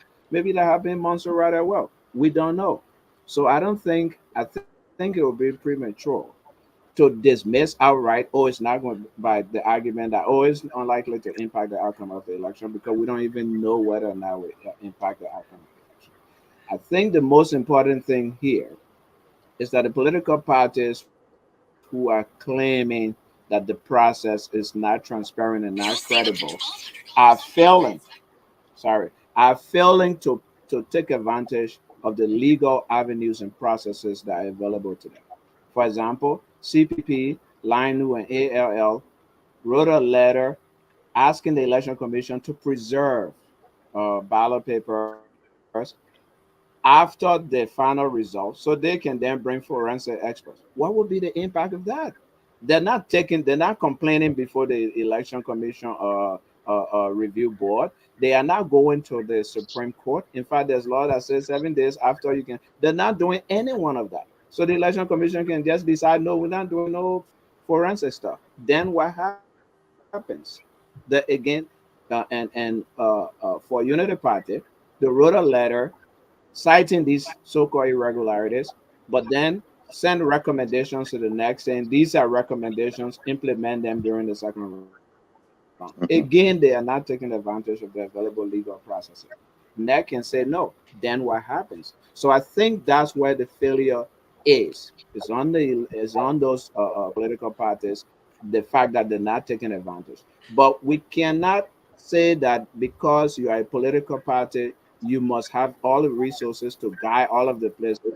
And if you are not there, then NEC can do anything it wants to do. No, NEC is the body that represents everybody, that's paid by everybody's money, and that's supposed to be transparent and do the job as well. So we can't let them off the hook simply because a political party doesn't have the resources to put monitors everywhere. We know the level of poverty. We know the financial struggles our political institutions face. We know we ourselves, our society is poor, so it doesn't contribute to the political processes. So we can't want to say, oh, if you don't have money, don't participate in the process. That defeats the whole democratic argument as well. That's why we have NEC that is supposed to be credible and do what it's supposed to do. You know, Um, Mr. we You can know, take a Mr. few You know, comments here. ex- Yeah, excuse, excuse me,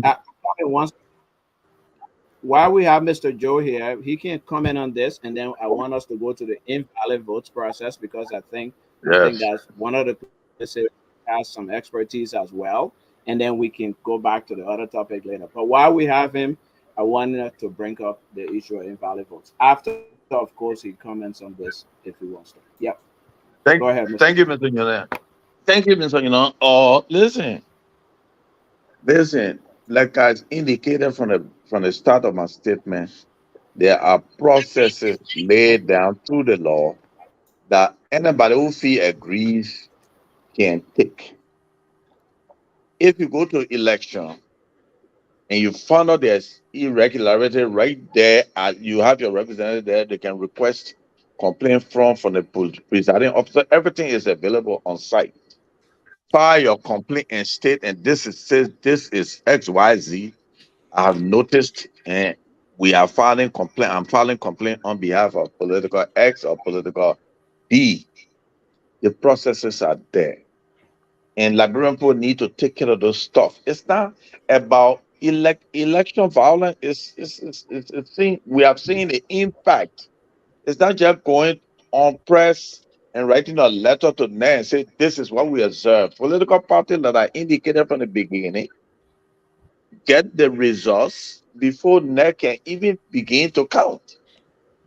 So when you tally your sheet and you know the wrong information that are being given to the NER headquarters, file your complaint and attach your evidence. They are processed 7 days after, you get 3 days after the process, you can file your complaint, and in 7 days, the magistrate should be able to hear it.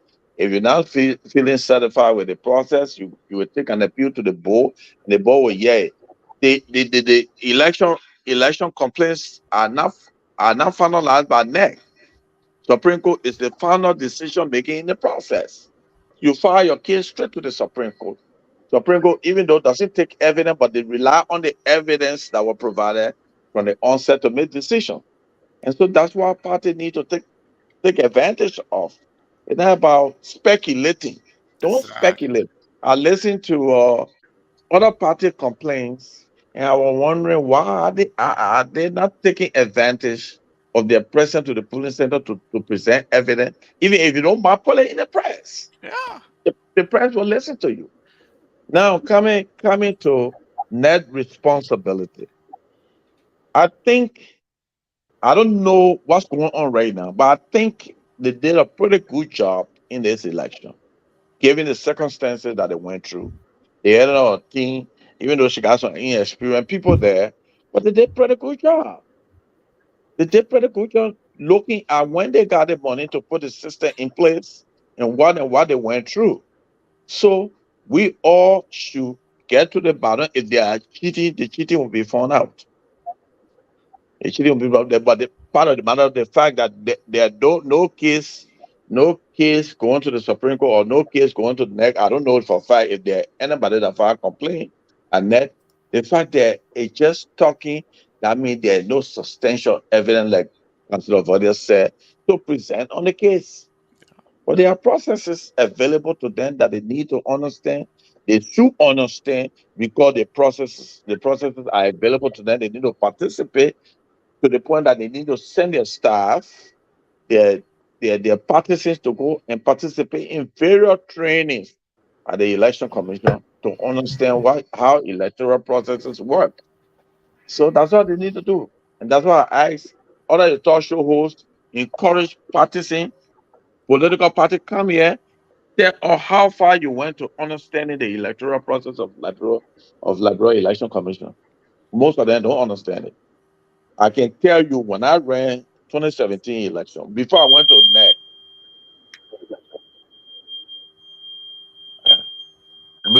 I'm sorry, there's a background noise. I think there's the fire. Yeah, the fire.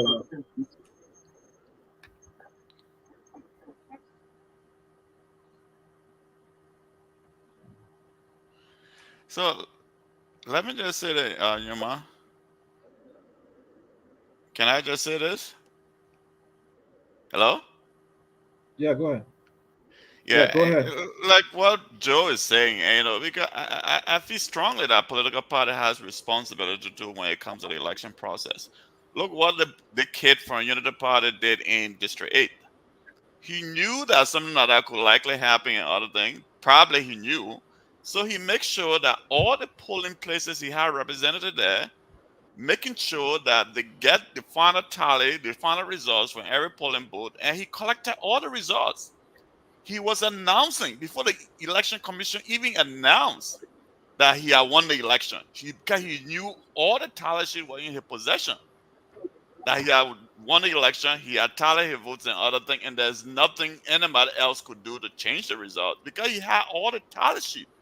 And if political parties want, for me personally, if you want to govern this country, and if you cannot have 5,000 people to every polling station in this country, then you're not ready because the polling station is about 5,000 plus. And so if you cannot have 5,000 people to all the polling places, 5,000 plus people, then what the essence of you trying to say you want to run a country? It's just 5,000 people.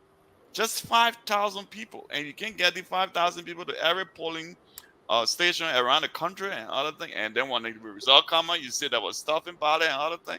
I don't think you're ready to govern. That's my honest opinion about it. You gotta make sure the election commission are put in place that where to defraud the election, it will be very, very difficult because when they count the ballot, they make sure they post everything outside there for people to see. If you can just take a picture and send it to your I know they call it war room or what's the other room, send it there and let them tally the data. You don't have to tally it.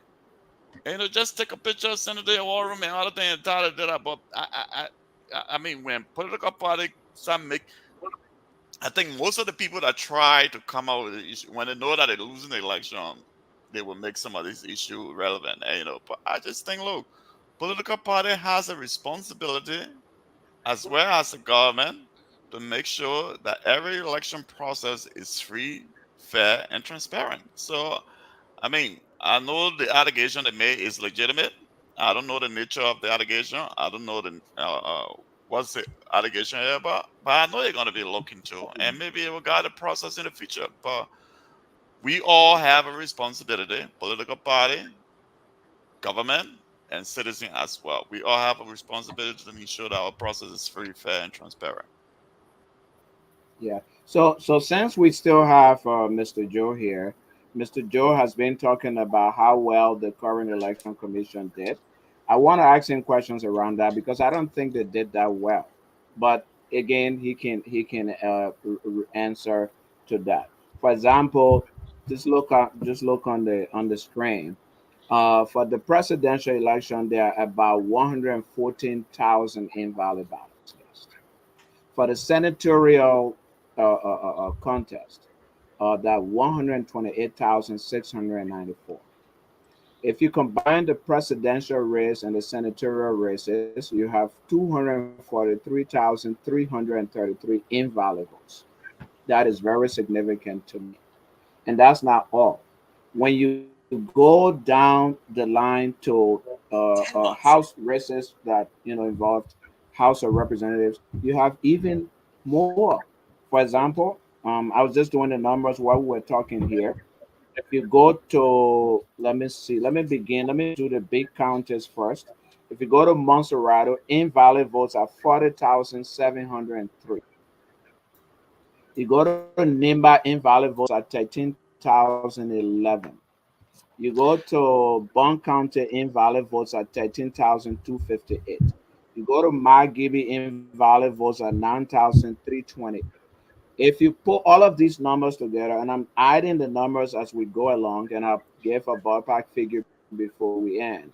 But if you add all of these numbers together, 243,333 just for presidential and senatorial races, and maybe another 1,000, 100,000 or 200,000 House of Representative races, you have about 400,000 invalid, more than 400,000, close to 500,000 invalid votes. How can this election commission could have done well or better if you have close to 500,000 people ballots being termed invalid?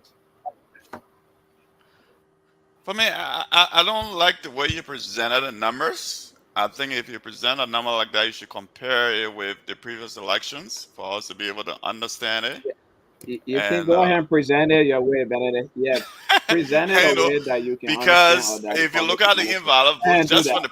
the That's why just for we the are here. Yeah. just for the presidency, and Yeah. from last year, it's just about the same thing. And even though there are more votes in this election than the previous elections, and we have almost 1.8 million people voting in this election compared to last election where you have about 1.6 million people voting in the election Hmm. or more. Okay.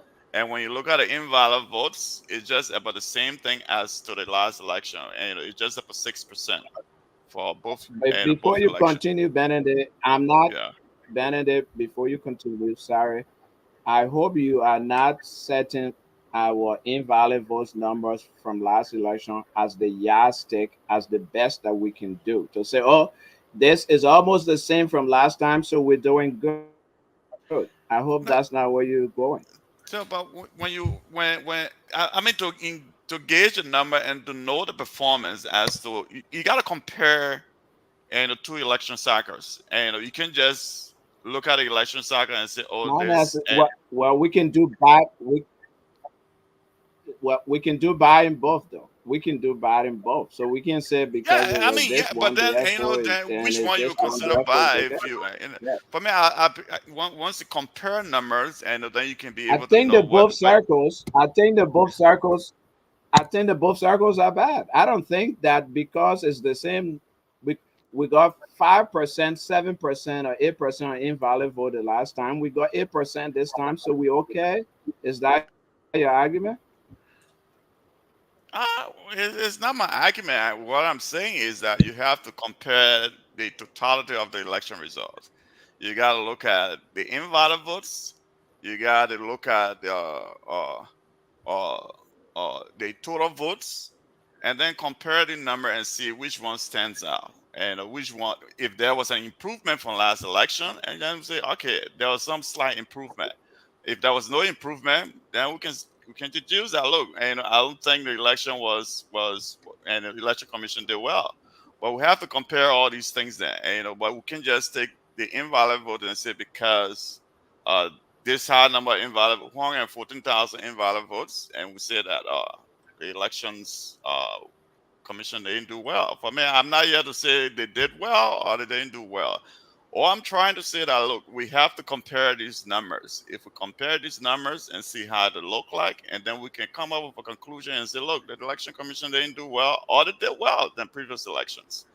And because uh, I don't think it would be fair, and to just say we look at the result as it is right now and say the election commission they didn't do well. I don't think it would be fair on the election commission part. But if we try to gauge to and those election cycles and see how they play off, then we can be able to conclude that they did well or they didn't do well. That's my argument of how we look at this issue of the presidential invalid vote and the senatorial invalid vote or the House of Representatives invalid vote. I think we should just look at it from that standpoint and not just come up with the conclusion that election commission didn't do well. I'll let other people chime in with any thoughts they have. I think they didn't Yeah, do I think well, but yeah.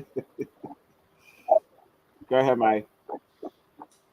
Yeah, I think when you look at the numbers comparing to other countries, specifically the U.S. here, I think a lot of the U.S. ballots from last election was around just around 1%, of rejected ballots. I'm still checking to make sure it's all ballots that were coming in or just mail-in ballots. But I personally believe 8% is or 6 to 8% is high for invalid votes. It's very high.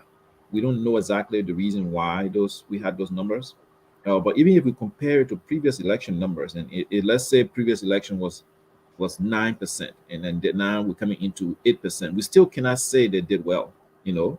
Or the numbers were flipped, and in last year it was 5%, and then it went up to 8%, and we say, oh, they did bad. Yes, they did worse than before, or in reverse, yes, they did better than before, but those numbers are still high. We need to get those numbers, you know. So as far as election commission, to be able to say election commission did bad, I think it comes down to evaluating what caused the invalid votes and if it can be attributed to actions that the election commission did not take. If it was mostly on voter education, or some other minor stuff.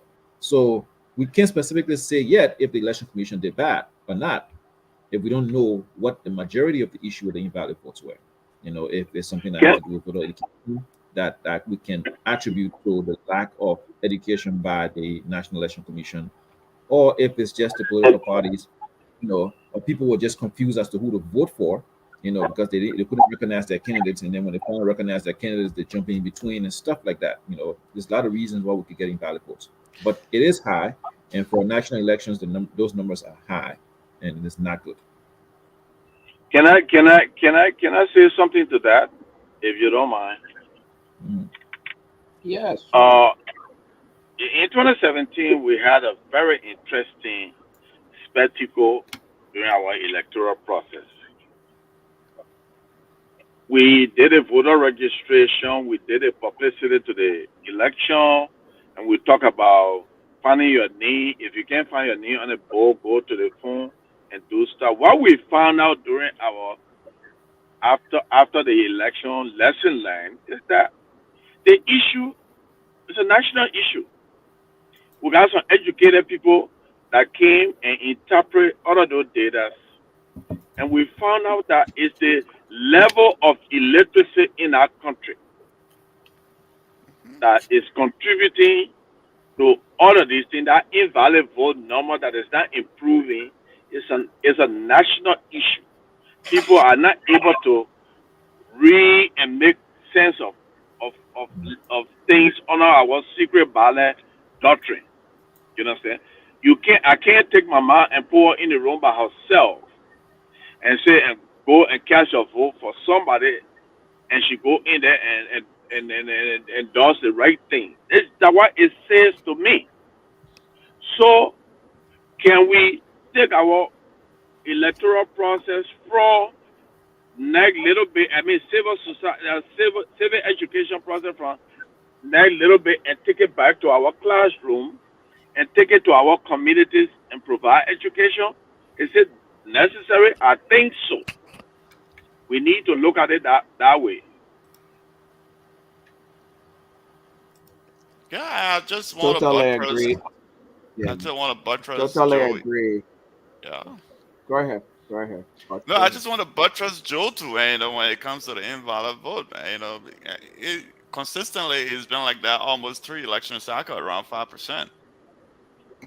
So it just shows that we need to educate our people more. Uh, and civil education, especially election process, how people vote. And, but I mean, to say that the election commission didn't do well because of the level of invaluable, I'm looking at the presidency for me, because that's one of the key thing there, But I just think the level of education our society, I think, is 70 or 80% illiterate. I don't know if I'm right. So we have to constantly train people. Even in America, as you said, you put out statistics, saying that 1% in the election process. So I don't know, So with the highly educated society, you still have invalid votes now, So one of the things we have to look at The is point, that, though, Ben, the point here, Ben, is that in acknowledgement of the level of education in our population, mhm, processes and systems have been prescribed by election law and election yeah, practices to address that. One of those yeah, is voter education. yeah, Clearly, we all know that the National Election Commission did not do a good job at voter education this time around. They didn't even do a good job at voter education last time around. Clearly, we know that it was in September that started receiving voter education papers and going around to educate people. So definitely, we all know they did not do a good job. And as Michael said, we need to look at the causes, things that are leading to this high level, instead of just doing blank comparison. It's 5% last year, so it's okay this year. If that last year you have 5%, and the reason was because you didn't do voter education, or you didn't provide the avenue for people who can read and write to be assisted, because the law requires that there will be people that come to the polling places who would need assistance because they can't read and write. then you must train your people to understand that and to do those things. If Yeah. you are not doing those things, you are responsible. It's not the fact that people are not educated. We're not going to Yeah. wait to get our population to 100% literacy before we start No, running elections. we We cannot. can. There's no society. Very few societies have that. That is why the law says, for example, when somebody comes and they cannot read and write, don't give them a pen, for example, Yeah. to mark. Let them use their finger. Two, they can also be assisted during the process. As Commissioner Joe just said, he's not going to let his mother go in the polling into the booth by herself to Yeah. go vote. The law provides for that. That Yeah. somebody should assist her. If Yeah. the election commission officers are not trained to do those things, if they're not the election commission says not providing those avenues, if they're not helping handicapped people, blind people, and all of that, and we're getting all of these invalid votes, it's on them. It's not on the fact that we have an electoral society. We do have an electoral society. We need to address that point, but we're Yeah. not But going to wait until we get 100% literate society before we start yeah. holding elections, But or equally before so. we start putting premium and value on people's votes. That's significant. That's there's no way, and we know why we got these invalid votes.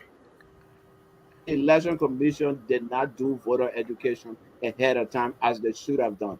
In fact, what did the commissioner, the chair of the election commission, say before election? There will be a lot of invalid votes. That's what she said.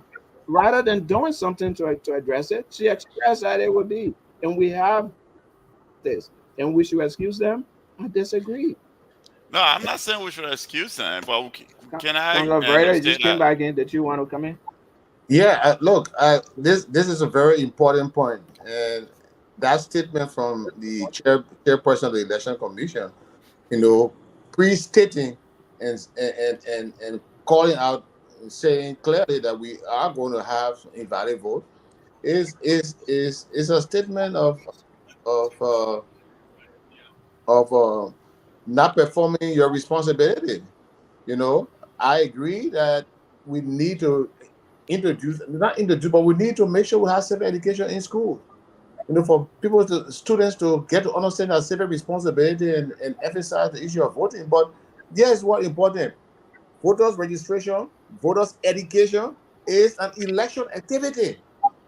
That is can be a full responsibility Exactly. of the election commission. The election commission should have budget for voters education that should occur more than 4 weeks before election. We're talking about 2 years, 3 years to election. They should do voters education, how people are going to vote. That's a responsibility of the election commission. I'm not saying that political parties do not have that responsibility as well. That's civic responsibility, they can do that. But election commission as a government entity responsible for organizing and conducting election has that responsibility. So there is a budget line for that. They need to execute that in a timely manner, conduct voters education, and provide the opportunity for people who are less fortunate in terms of education, in terms of understanding stuff. The law provides that they can be assisted. So you Yeah. should train people who will be posted at those different stations, even to provide interpretation or to speak the local vernaculars to them and help them to vote. You know, and I that agree with you.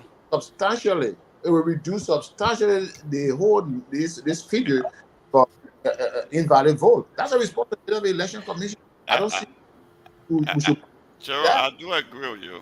And but This is James. This is James. to say that election commission didn't do well, that's why I want you to compare it with numbers.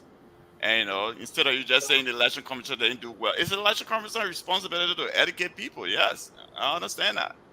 But if you just take a snapshot of a number and say, "Oh, the election But commission didn't but do but well," Ben, it is their responsibility to educate, but it's not showing. The result education is not showing because we know they didn't do the election. Why can you say they didn't do well? It is no, I you wouldn't just say that because agree when the that it is results their from duty to previous do voter cycles, education.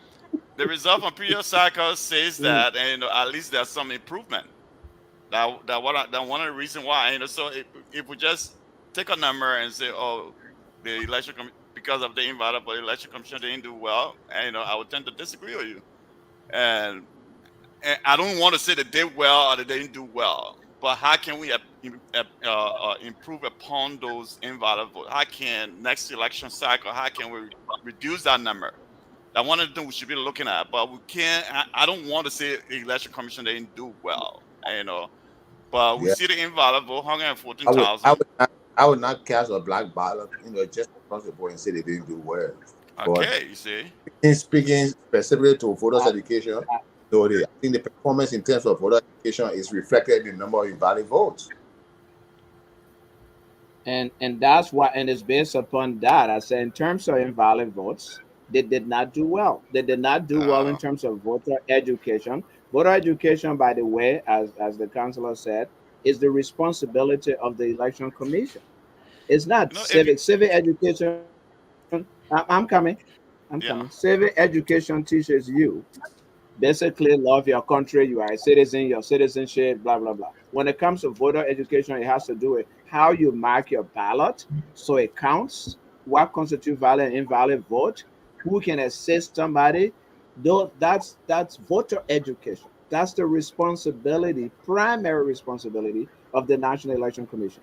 If by the numbers we, we can say that the numbers are high, 5%, 8% is too high, or and it doesn't represent an improvement or a significant improvement, then I can argue that they did not do well in that area of their job, which is voter education. If people are not marking ballots correctly because they were not educated to how to mark ballots, because they didn't get the assistance that the law requires them to get, then uh, the institution, the government institution that's responsible to provide that education and that assistance did not do well. There's no other way to put it. There's no way I can say that they well in voter education when in fact the numbers remain the same or even worse. I mean, I mean, we can't argue that in 2020 illiteracy rate in Liberia was 10%. In 2023, illiteracy rate in Liberia is 10%. So we did well. We can't make that argument. We shouldn't be making that argument. We should be making improvements, no, no. not staying the same or going backwards. Uh, all I'm saying is that look, I can't cast a blanket statement on the commissioner and say that they don't do well in the election process. But what I can say is that there should be more voter education in the next election to come, to be able to reduce that number. Instead of me casting a blanket statement and saying, "Oh, the election commission didn't do well because of the invalid votes." But I think there's a need for more voter education to reduce that number instead of us. I think there's a need for more voter education. But if you compare the number from last election cycle to this election cycle, there's some level of improvement. But still need to be more voter education. That's. But I won't cast a blanket statement and say that they didn't do well. I mean, from what I see, What I yeah. with the process, I think it was Jerome Cokia who set that process in place where you make sure that all the election results being published and everything. And I think the election commission continue with that process. But I mean, we'll see the next election, the second round, and see maybe the invalid vote gonna reduce because this the first competitive second round that we're going to. We don't know what's gonna happen. This is the first competitive second round since the election, since the republic, came into place. The second round election process. We haven't had a competitive second round. Either a candidate stepping out and not participating because they felt they have been cheated. So What let's would see you this. consider a competitive second round? I mean, I think last election, the second round was supposed to be competitive, even though it was a blowout. But it No, seemed it like was not. Barca stepped out of the race before. No, last. no, Barca said he was not going to No, no, no, participate. no, no, no, no, no. no, Black Ops did That not. was that was CDC in 2011 that stepped out of the 2011. race. Yeah. That was not This Baka. Oh, Barca didn't compete in the second. Barca did compete in the second round. Yeah, Backup did. He Baka, did. yeah, yeah, He did. Uh, He he did did. terrible. But I mean, it was supposed to be competitive in the second round, Yeah. but it turned out very very bad from the yeah, numbers. I mean, we because don't know what happened, yeah. but at the end of the So, day, but I would say this election right now, this election cycle with two political parties neck to neck, I would say it's the most competitive election because the last election, we had won 11 counties and Barca won 2 counties. But this is the most competitive right now with Baga. No, When it found 5 counties, George, we are waiting 8 counties. If I'm not mistaken, it says 6 or 8. I So think what's I what gonna think happen? yeah, I Say wouldn't that. even go by number of counties you win. I think that's not people. Elections are by number of people who vote for you, not number of counties in your column. You can Right. win 9 counties, somebody win 4 counties and still beat you. So I wouldn't even do my numbers in that manner. That's right. Mr. Joe, did you want That's to come in? that's true. Yeah. Yeah, I just wanted to apologize because they called me and I didn't want to Yeah. interrupt the conversation. So I missed some of the conversation. If you can fill me So in, so then I can basically respond we're to talking. Yeah, yeah. So we're talking about, and I was just doing some additions here while we were talking. We're talking that. Right. about the number of invalid votes in this election and whether or not the election commission did a good enough job in terms of voter education. My rough numbers. So if you look on the board, you'll see that in the presidential I've contest, seen it. that 100. Yeah, okay, 114. In the senatorial election, 120 is 639. Combined is Right. 243. But when I add some of the invalid votes from the House of Representative races, which is about give and take 105,224, I get roughly 348,557 invalid votes. Okay. 348,000, about 350,000 invalid votes in this election. My Good. argument is that a good enough job was not done in terms of voter education and in terms of voter assistance as is provided for under the election law of Liberia. For example, before you left, you are making the point that you wouldn't let your mother to go in the booth by herself. But as you Right. know, as a commission, the law provides that your mother can be assisted in the process. So if we don't Right. have the mechanism to assist people who need assistance, if we don't put in place Right. assistance for blind, handicapped people, or we don't do voter Right. education, then we're not doing a Right. good enough job. That is my argument.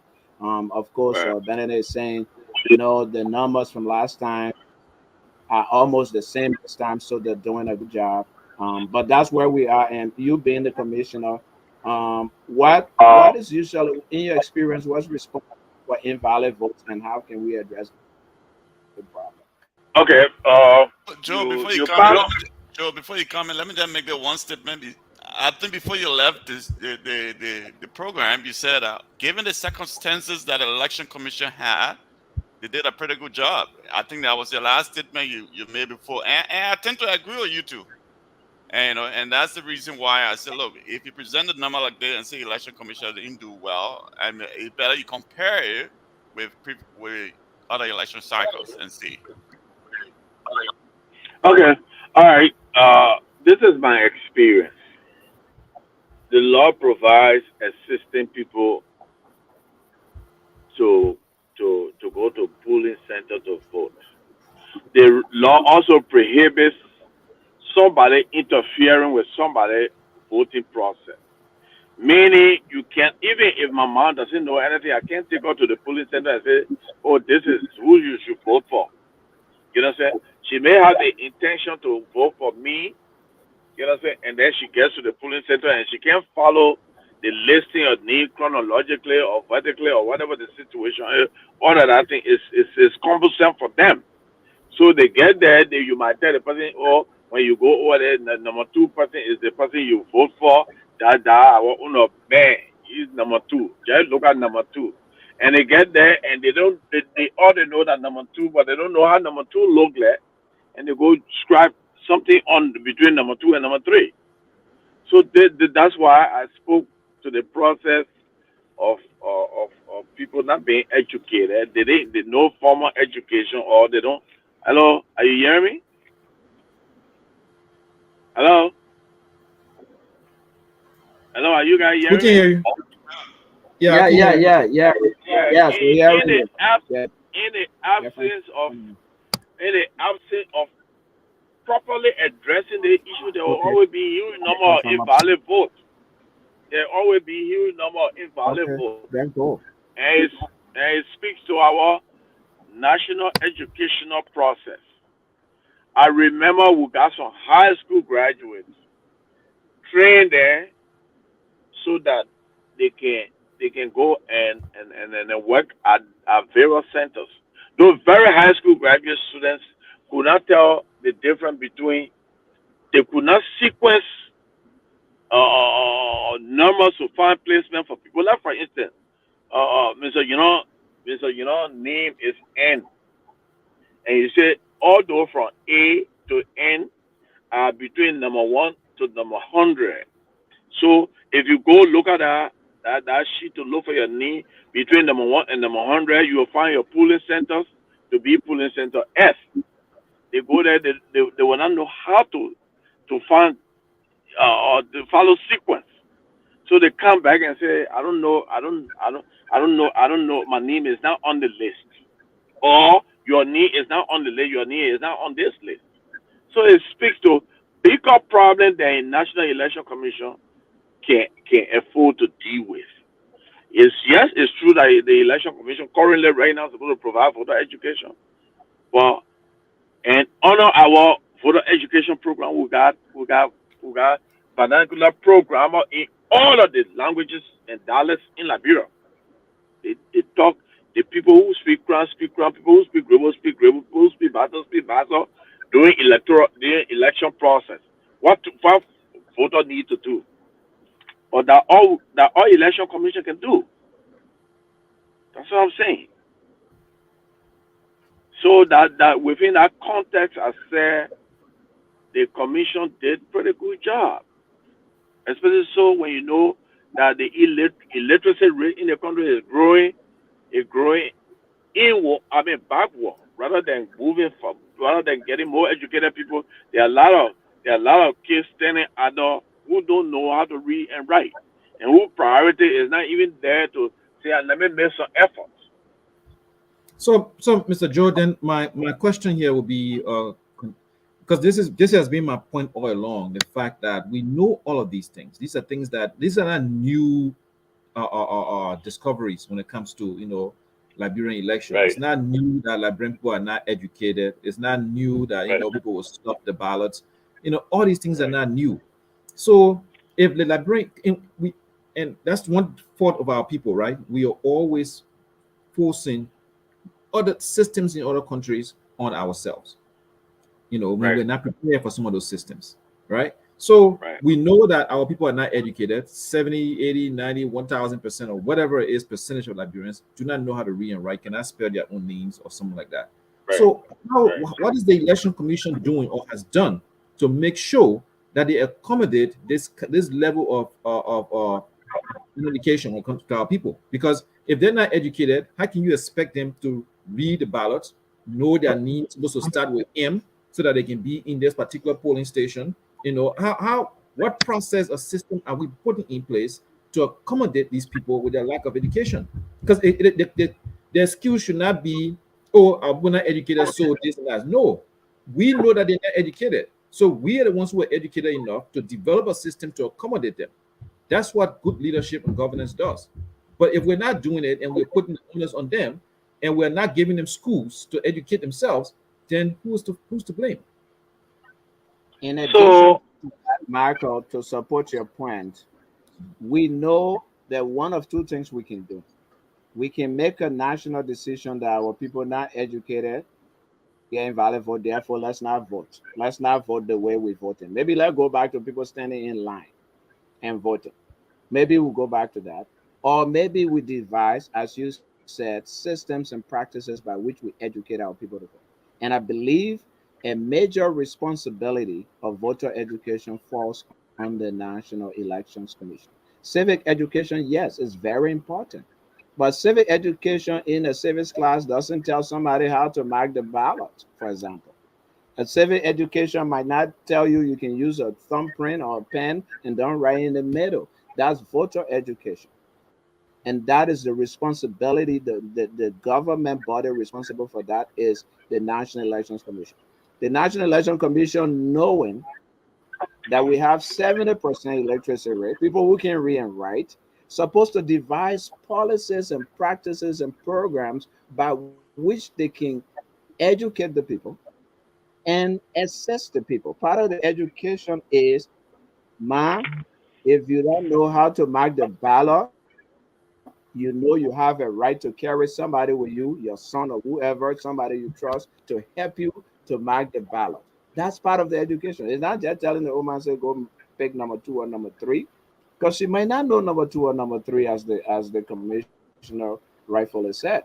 But telling her that she can also go with somebody to help her, telling the blind man that he need blind woman that that can be assisted at the process. It's also voter education. So I think the issue, yes, is our education system rotting? Does it need repair? Do we need to educate our people? Absolutely.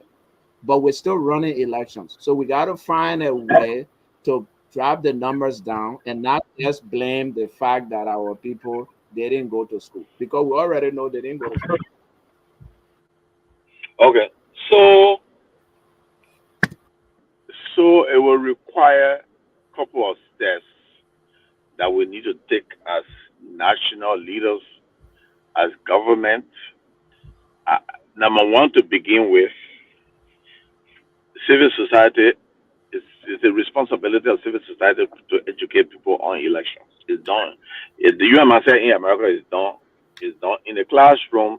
It's done around here in the neighborhood. Different civil organizations go from place to place to to educate people on how to vote. You understand? Their electoral system is different from ours. There is political based. Our is independent based. What we can do to be specific to Liberia is a couple of things we can do. Provide funding to election commission so that they can provide vernacular education, rating education in dialects.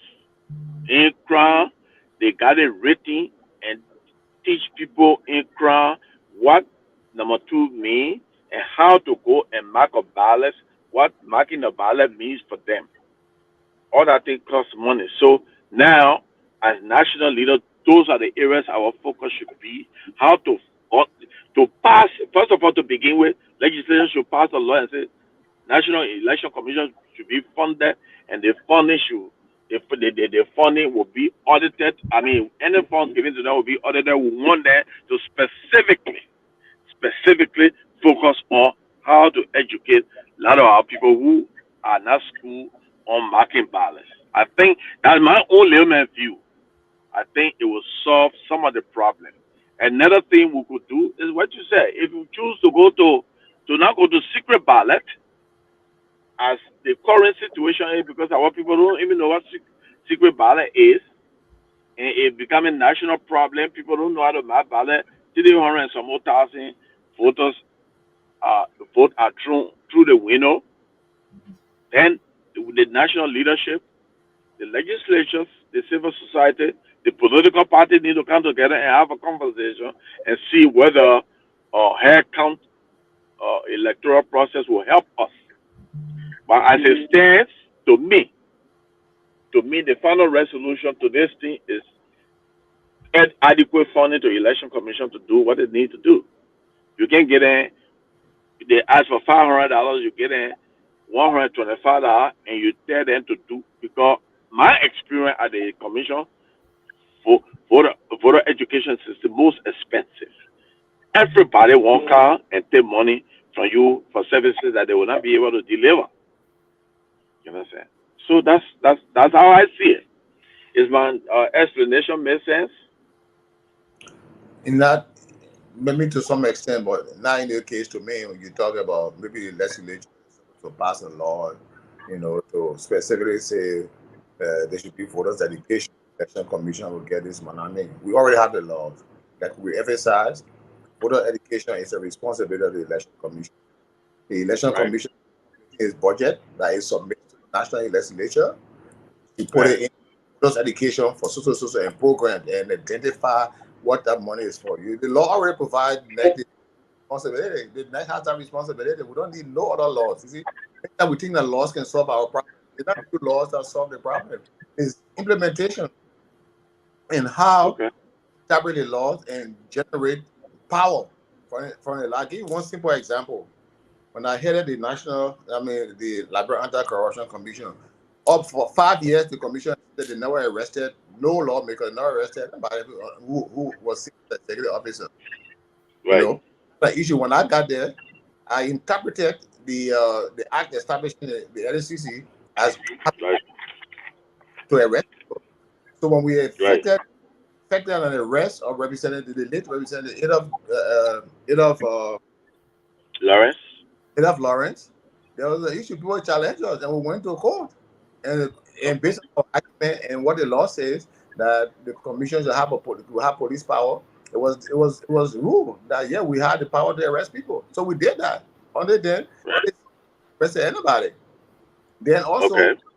when Representative Scott was arrested, the Speaker of the House tried to intervene, Right. and called my office to say it's under his protection. I said, I'm sorry, you don't have authority yet. This is an executive Yeah. acting, and we did that. So here, NEC has that responsibility. NEC is supposed to submit a budget for voters' education, be it 2 years Right. period, years, and let the legislature Right. pass. But you don't need no other laws to do that. But again, Okay. following the conversation, the civic education has a whole lot of other responsibility.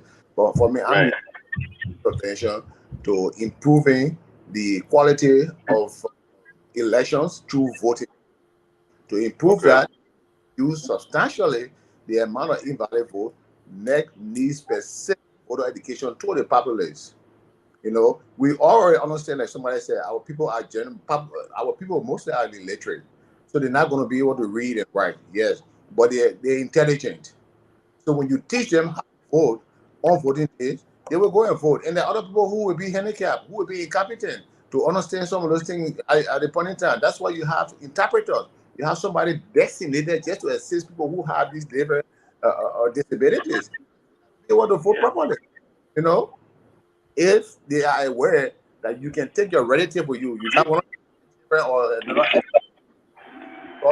take that person to the voting booth and you will tell them what you want and they will help you to vote. If we do that properly, teach people over time, all of these invalid vote. Look, the amount of invalid vote is a big disenfranchisement of the people. Absolutely. People speak to that vote. If you look at the result of the invalid vote is that the third number after CDC and UP. That's the third highest number. Do you know how Okay. many votes have been denied by that? That is a concern. You can have an issue invalid vote, maybe 600, 500, 300. We're talking about over 100,000. Okay. That's too much. And on this basis, you cannot give the election commission a pat on his back for such a result. That's terrible. You have all these people Okay. and all these people votes have been denied. Okay. So Mr. Vadia. invalid, hold on, please. I'm sure the number of invalid vote, if added to a candidate, you see, going to give that candidate a substantial vote. I'm not suggesting that all of those invalid votes are voted for one candidate. But I'm just added that number to the result of any other candidate. Anywhere in the position, we give that candidate a substantial boost in terms of their standing. So that's very critical. That's very critical. Okay. Mr. Vadia, you are right. There are laws that say NEC should prepare her budget. The comparison you made in terms of the position you took at LECC, the LECC laws are clear. LECC can arrest. You know what I'm saying? Can a national election go to Ministry of Finance and demand money? They cannot. National Election Commission must prepare the budget and show. If you look at national election budget lines, you'll see that almost 30% of national election total budget goes to voter education. You understand me? And so what I'm saying, The Election Commission is doing a terrible job at voter education. no, they're not. And that's what I'm about to tell you. And I keep telling you, they're not doing a terrible job. National Election Commission is not doing. National Election Commission is doing what she's supposed to do. That is, get people who can provide civic and voter education to the Liberian population that votes. National Election Commission cannot open classrooms to bring people to say this is how you mark your ballot. No, they are doing what they need to do. That is, election going to be held. These are the polling center, and they speak. They get people who speak all of the 17 languages in Liberia to speak on radios, and that what they can do, and to go organize generally in community and explain the process. No, but That's Mr. what they can do. Joe, that is not enough, because if you're saying that election commission is doing its job and we are looking from the end and we're seeing that what the job that election commission is doing is bad, maybe it's time for election commission to sit down and say, okay, how can we evaluate what we're doing just to make sure we get better results? Sir, it easily said than done. If election commission say I need $500 to do my job, and the Minister of Finance say I don't have money, I got different priority, I will give you $125. It's $125 job election commission gonna do. So that's all I'm saying. So when I spoke in terms of law, the legislature that are being direct benefactor of election must come up with must devise a law that will support election commission strategy to say, look, listen, election going to be held 2 years from now on. We want the money to be in election commission, something for voter education before the end of June, 2024, and let the money go there, because they got the supervisory role, oversight responsibility over that. So if they do that, now we'll get funding to provide appropriate education to improve people voting in the booth. So Joe, But I agree with you. If the National Election Commission submit a budget that has activity of election or voters education, and the government is able to fund it, we announce that you're not going to have an election because this activity will not be achieved. You don't have to have an election. You let them know that we cannot conduct election without voters education, and let them absolutely happen. Absolutely. And that to some extent have announced on Elizabeth Nelson administration. There used to be on radio every day. If we don't get the thing, we will not get the thing. On a Jerome Kogoya, I come in. On a Jerome Kogoya, most time, in fact, we had a program. Sarah's Gray used to be on ERBC 9 o'clock every morning to tell people what election commission going through. I don't know what the hell they're doing on the ground, but I think they're doing similar things. They need that funding because local election commission budget, look at where they put their money.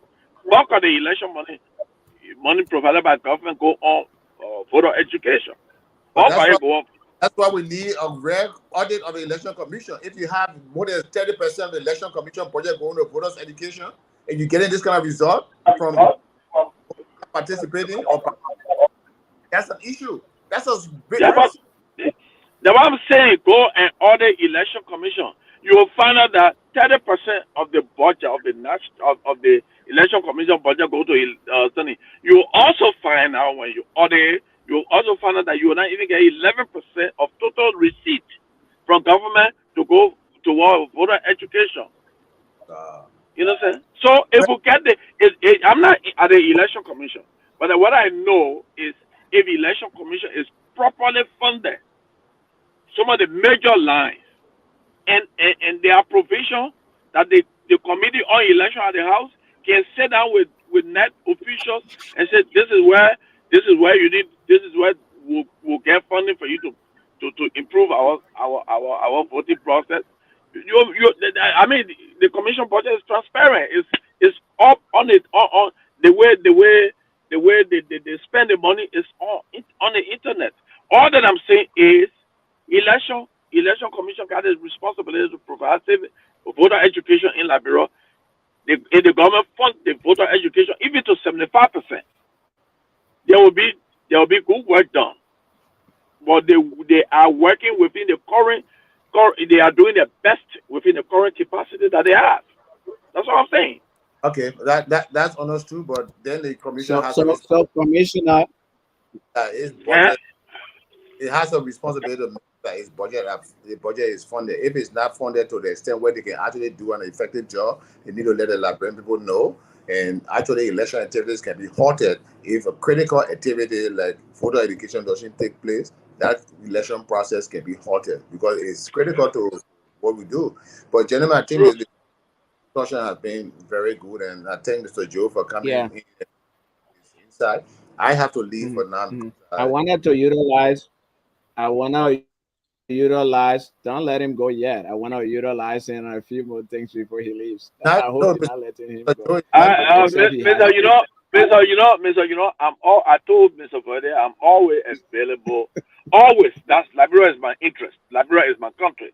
I'm willing any day you guys having a program. Call me until after this final round. If you want me to be on your show every day or every time you have this show, I will be available. I will be available. You can write down your stuff that you want me cleared out on to the best of my ability. I will provide clarity on the where I can provide clarity. I can get the commission chair to come on the show. I can get the current chair that running the current election commission hour to come on the show. Commissioner Dube to come on the show. The public affairs officer at the election commission. I can get them to come on the show. okay. I was just saying I have Okay.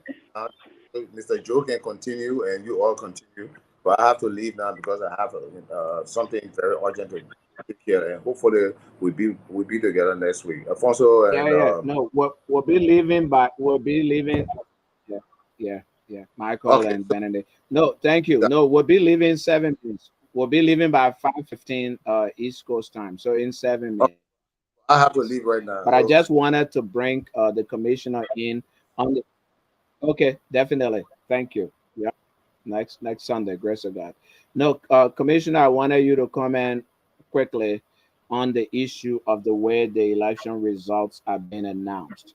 I know two other commissioners, previous commissioners, raised an issue on the way the election results are being announced. The election commission was announcing the results by percentages and in an aggregated manner. So they put all the numbers together and say Alfonso Nino got 10%. Uh, Michael Renning get 5% without, and the Right. argument that the other commissioners were making is that no, it should be disaggregated. I mean, which of Right. course you know what it is. So go to electoral, district, go to a precinct, say and go to the polling place level and announce the results so that there's Right. clarity, so there's transparency, so people who are looking at the but tally sheets that's posted on the wall can confirm that Right. the numbers you're Right. announcing are actually the numbers from their polling place, etc. What do Right. but however the election commission wasn't doing that, and that created a lot of confusion. Right. Given your experience, what would you say about that? Right. Okay. Thank you. I think the both commissioners that spoke are good people. They're good friend of mine who are knowledgeable about election. Uh, I the, there was the first day when they aggregated and started giving percentages which were not pleasing. But I knew why they did that. They were under tremendous stress to announce something, and they shouldn't have allowed stress to come to them to go give that kind of result that created confusion. No, usually the process of vote counting in itself is a tedious process. They went after retrieval, everything is assembled to the press already finished announcing. The press giving announcement based on their their favorite candidate, and so that creates tension. But the election commission must take time to tabulate. They don't want to make mistake, and then when they tabulate to the headquarters, they transmit the results to the data center. Data center pull it in a report form and give it to the commissioners to read. I think in the process, they started giving percentages which were wrong. And I'm glad that Widow and then Chairman Koya grabbed it and spoke to it. And we told, I mean, otherwise they were told to correct it. the next day they did the actual thing that they need to do. But I think that was just an oversight that came about as a result of tension that went on there. Man, tension went on me before when Obasanjo and a group of other people were staying in my office to announce to to get a report. Jerome Okoya was so there. He put pressure on me. I was putting pressure on the data center. We're all confused. So, and in our data center, I don't know about the current capacity. At that time, we had 15 ECOWAS computer experts, 7 from AU, and 5 from UN helping. Now, I don't know who they got there. You know what I'm saying? I think they got a couple of ECOWAS people there. So they just rush. They might have just, I don't know for fact what happened. But it shouldn't have been that way. And I'm glad that they corrected it.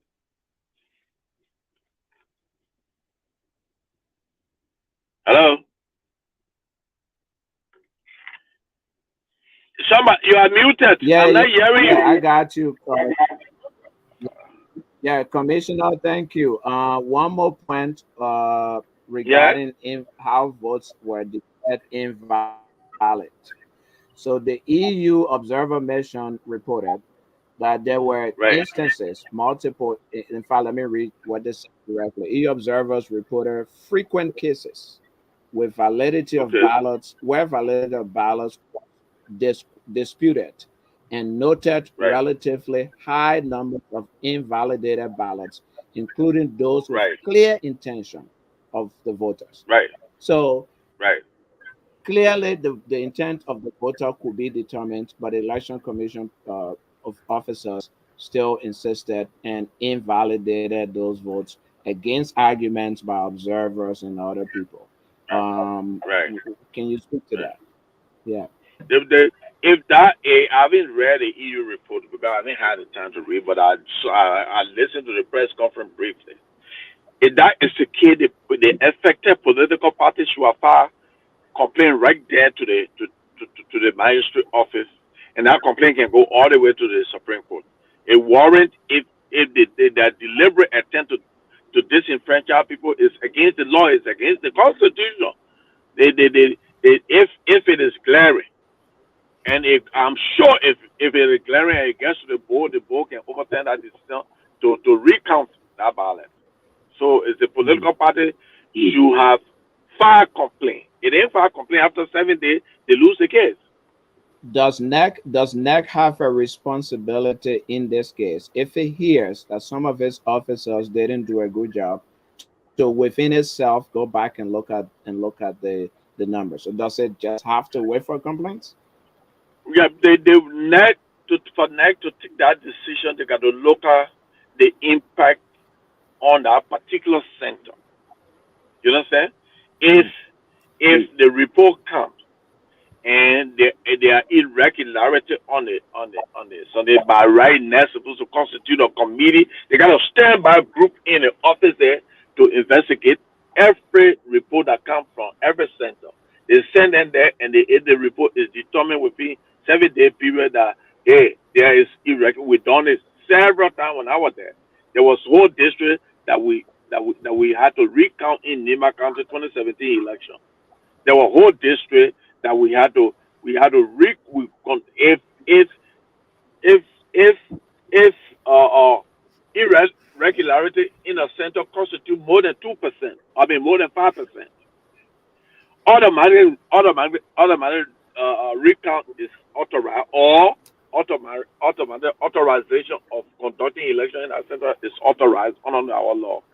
So I don't know the current circumstances.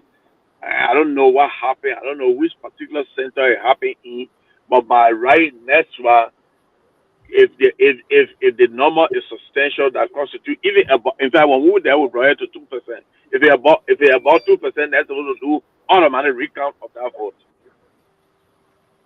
Okay. Michael and Ben, do you have anything to add or question to ask? Yeah. Yeah, just to close up from me, I would say that we are a very old country that's been around over 100 years, almost 200 years now, and we continue to And I know the NEC has a lot of issues when it comes to getting their funding on time, but the NEC itself has done nothing publicly to get the people of Liberia on their side to, say, yeah, we understand NEC, hasn't gotten their funding and they're short-handed because the money they need to do the things they need to do doesn't come in on time. But the NEC doesn't do anything. The Liberian people are sitting there and looking and seeing that the president appoints the chairman of the NEC. And then when that chairman doesn't come up and say, look, we are short-handed, we can do our job, people automatically believe that the NEC is on the side of the incumbent president or the sitting president who appointed him or her. So these are things that the Liberian people are seeing. And then consistently, we don't see any improvement on any of these things that we complain about time and time again. In past elections, these things keep coming up and there's no improvement. So it's easy for the Liberian people to make assumptions and you cannot blame them. So it's time for us to stop all of these excuses, all of these things, and actually hold ourselves accountable for the things we're responsible Thank you. for. And if you don't get your money on time to implement the projects and the programs you need to implement, go public with the information, go to the election, go to the Supreme Court, go to the press, and make that information available. Say, this is our timeline for, we are supposed to do our procurement process this time. We are supposed to do our voter education this time. This is the level of education. Publish all that stuff. Let it be public so that people know what NEC is doing. And when your money doesn't come on time, you say, this is our timeline. Now our timeline is pushed, because that's what happens in corporate America. If you're supposed to do a project, you have to do a project, and you didn't get certain things in time to start that project, it pushed the deadline.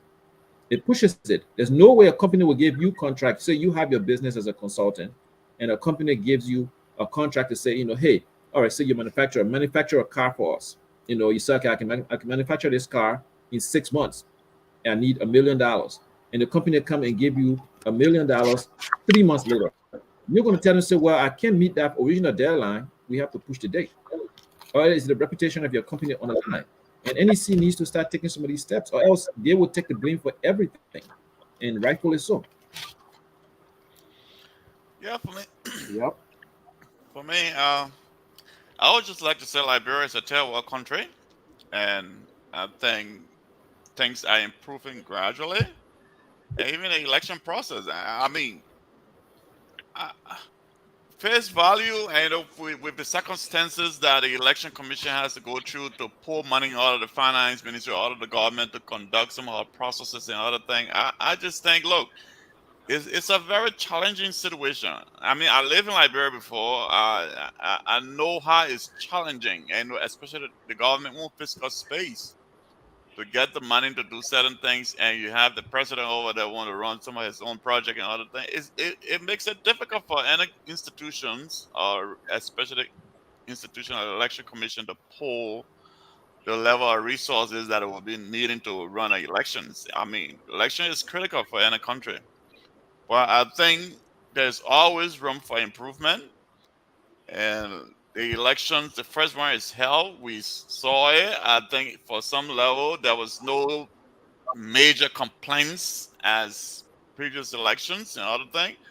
But we can just say, look, we hope the process can improve. We hope the election commission can focus more on voter education next elections, and see how we can get everybody into the process. We want to see how that invalid vote can reduce by maybe by 2-3%, the next election. Uh, I mean, with 1.8 million people participating, and you only have about 100,000 invalid vote, especially for the presidential election, that's significant. So I hope maybe in the future the election commission can conduct more civic education or voter education to have at least that number reduces to maybe uh 1, 2, 3%, instead of it being at that level. So I'll stop there. Yeah, it's yeah. No, it's very, very unfortunate that members of the election commission should be fighting the finance ministry and everybody to get the resources that it needs to do something as critical as conducting a national election, or elections for that matter. First of all, elections don't just happen. I mean, they are planned for. Presidential elections are every 6 year cycle. So we know within 6 years that we're going to have elections. So there's no way the finance ministry should be arguing we don't have money now, go come back tomorrow. and put commissioners in a difficult, impossible place to do their jobs. That's wrong. The finance ministry does not have the authority to decide after a budget is passed which institution or government should get money and which one should not get money. A budget is law.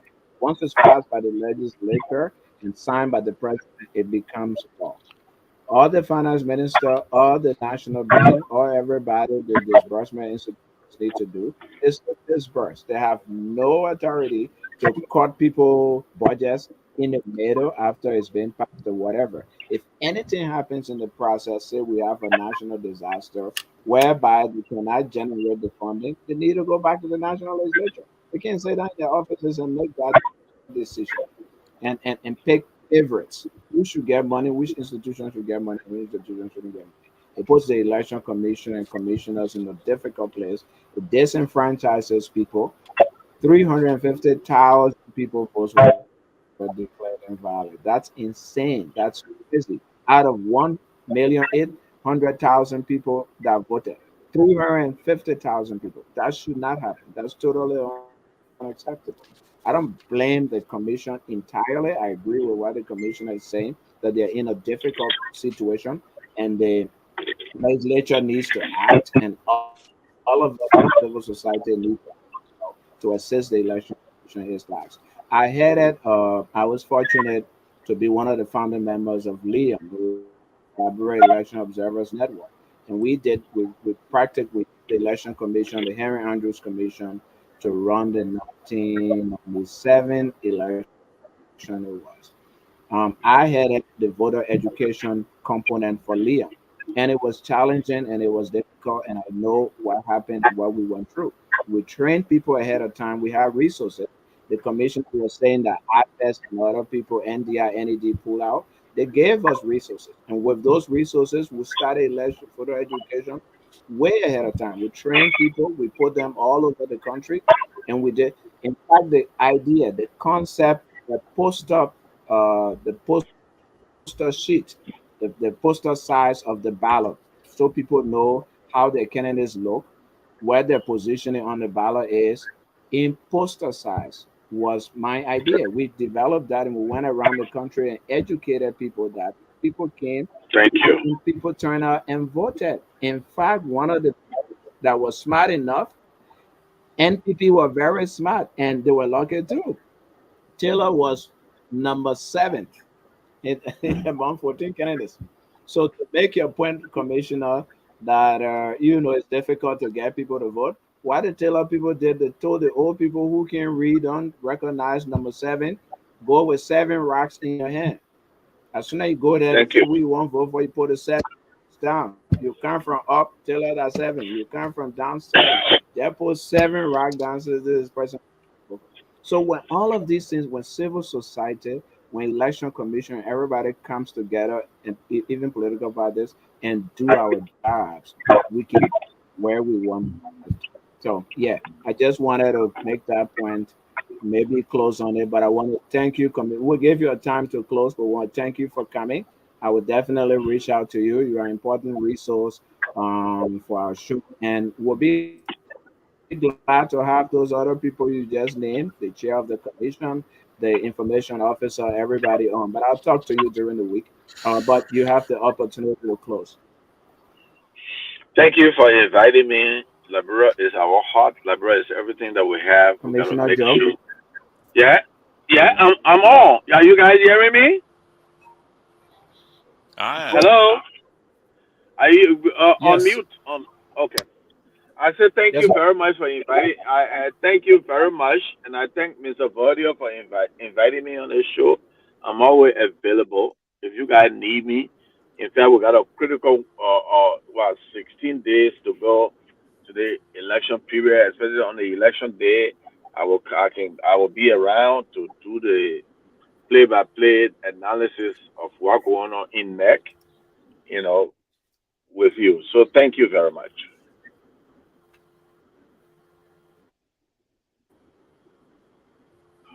thank you.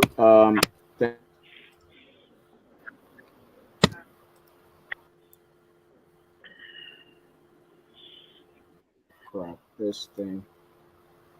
As I said, I will talk to you. I'll get in touch with you during the week. I think you'll be an important resource. Ben, thank you very much. Yes. I'll send all of you the invite to join in. Michael, yeah, maybe next time there's one topic we didn't talk about, which is this whole market of endorsement, the endorsement market. People trying to make business out of it now. I found my little political party. I found my own. I borrowed money from somebody and paid the 7,000 at neck once. I raised, I get a man money back to him, and then second round endorse you, give me 100,000. It's all going on. I think next Sunday we will have an opportunity Yeah. to talk about that as well. Thank you, guys. Thank you. Appreciate it. Thank you. Appreciate your time. Thank you. Thank you,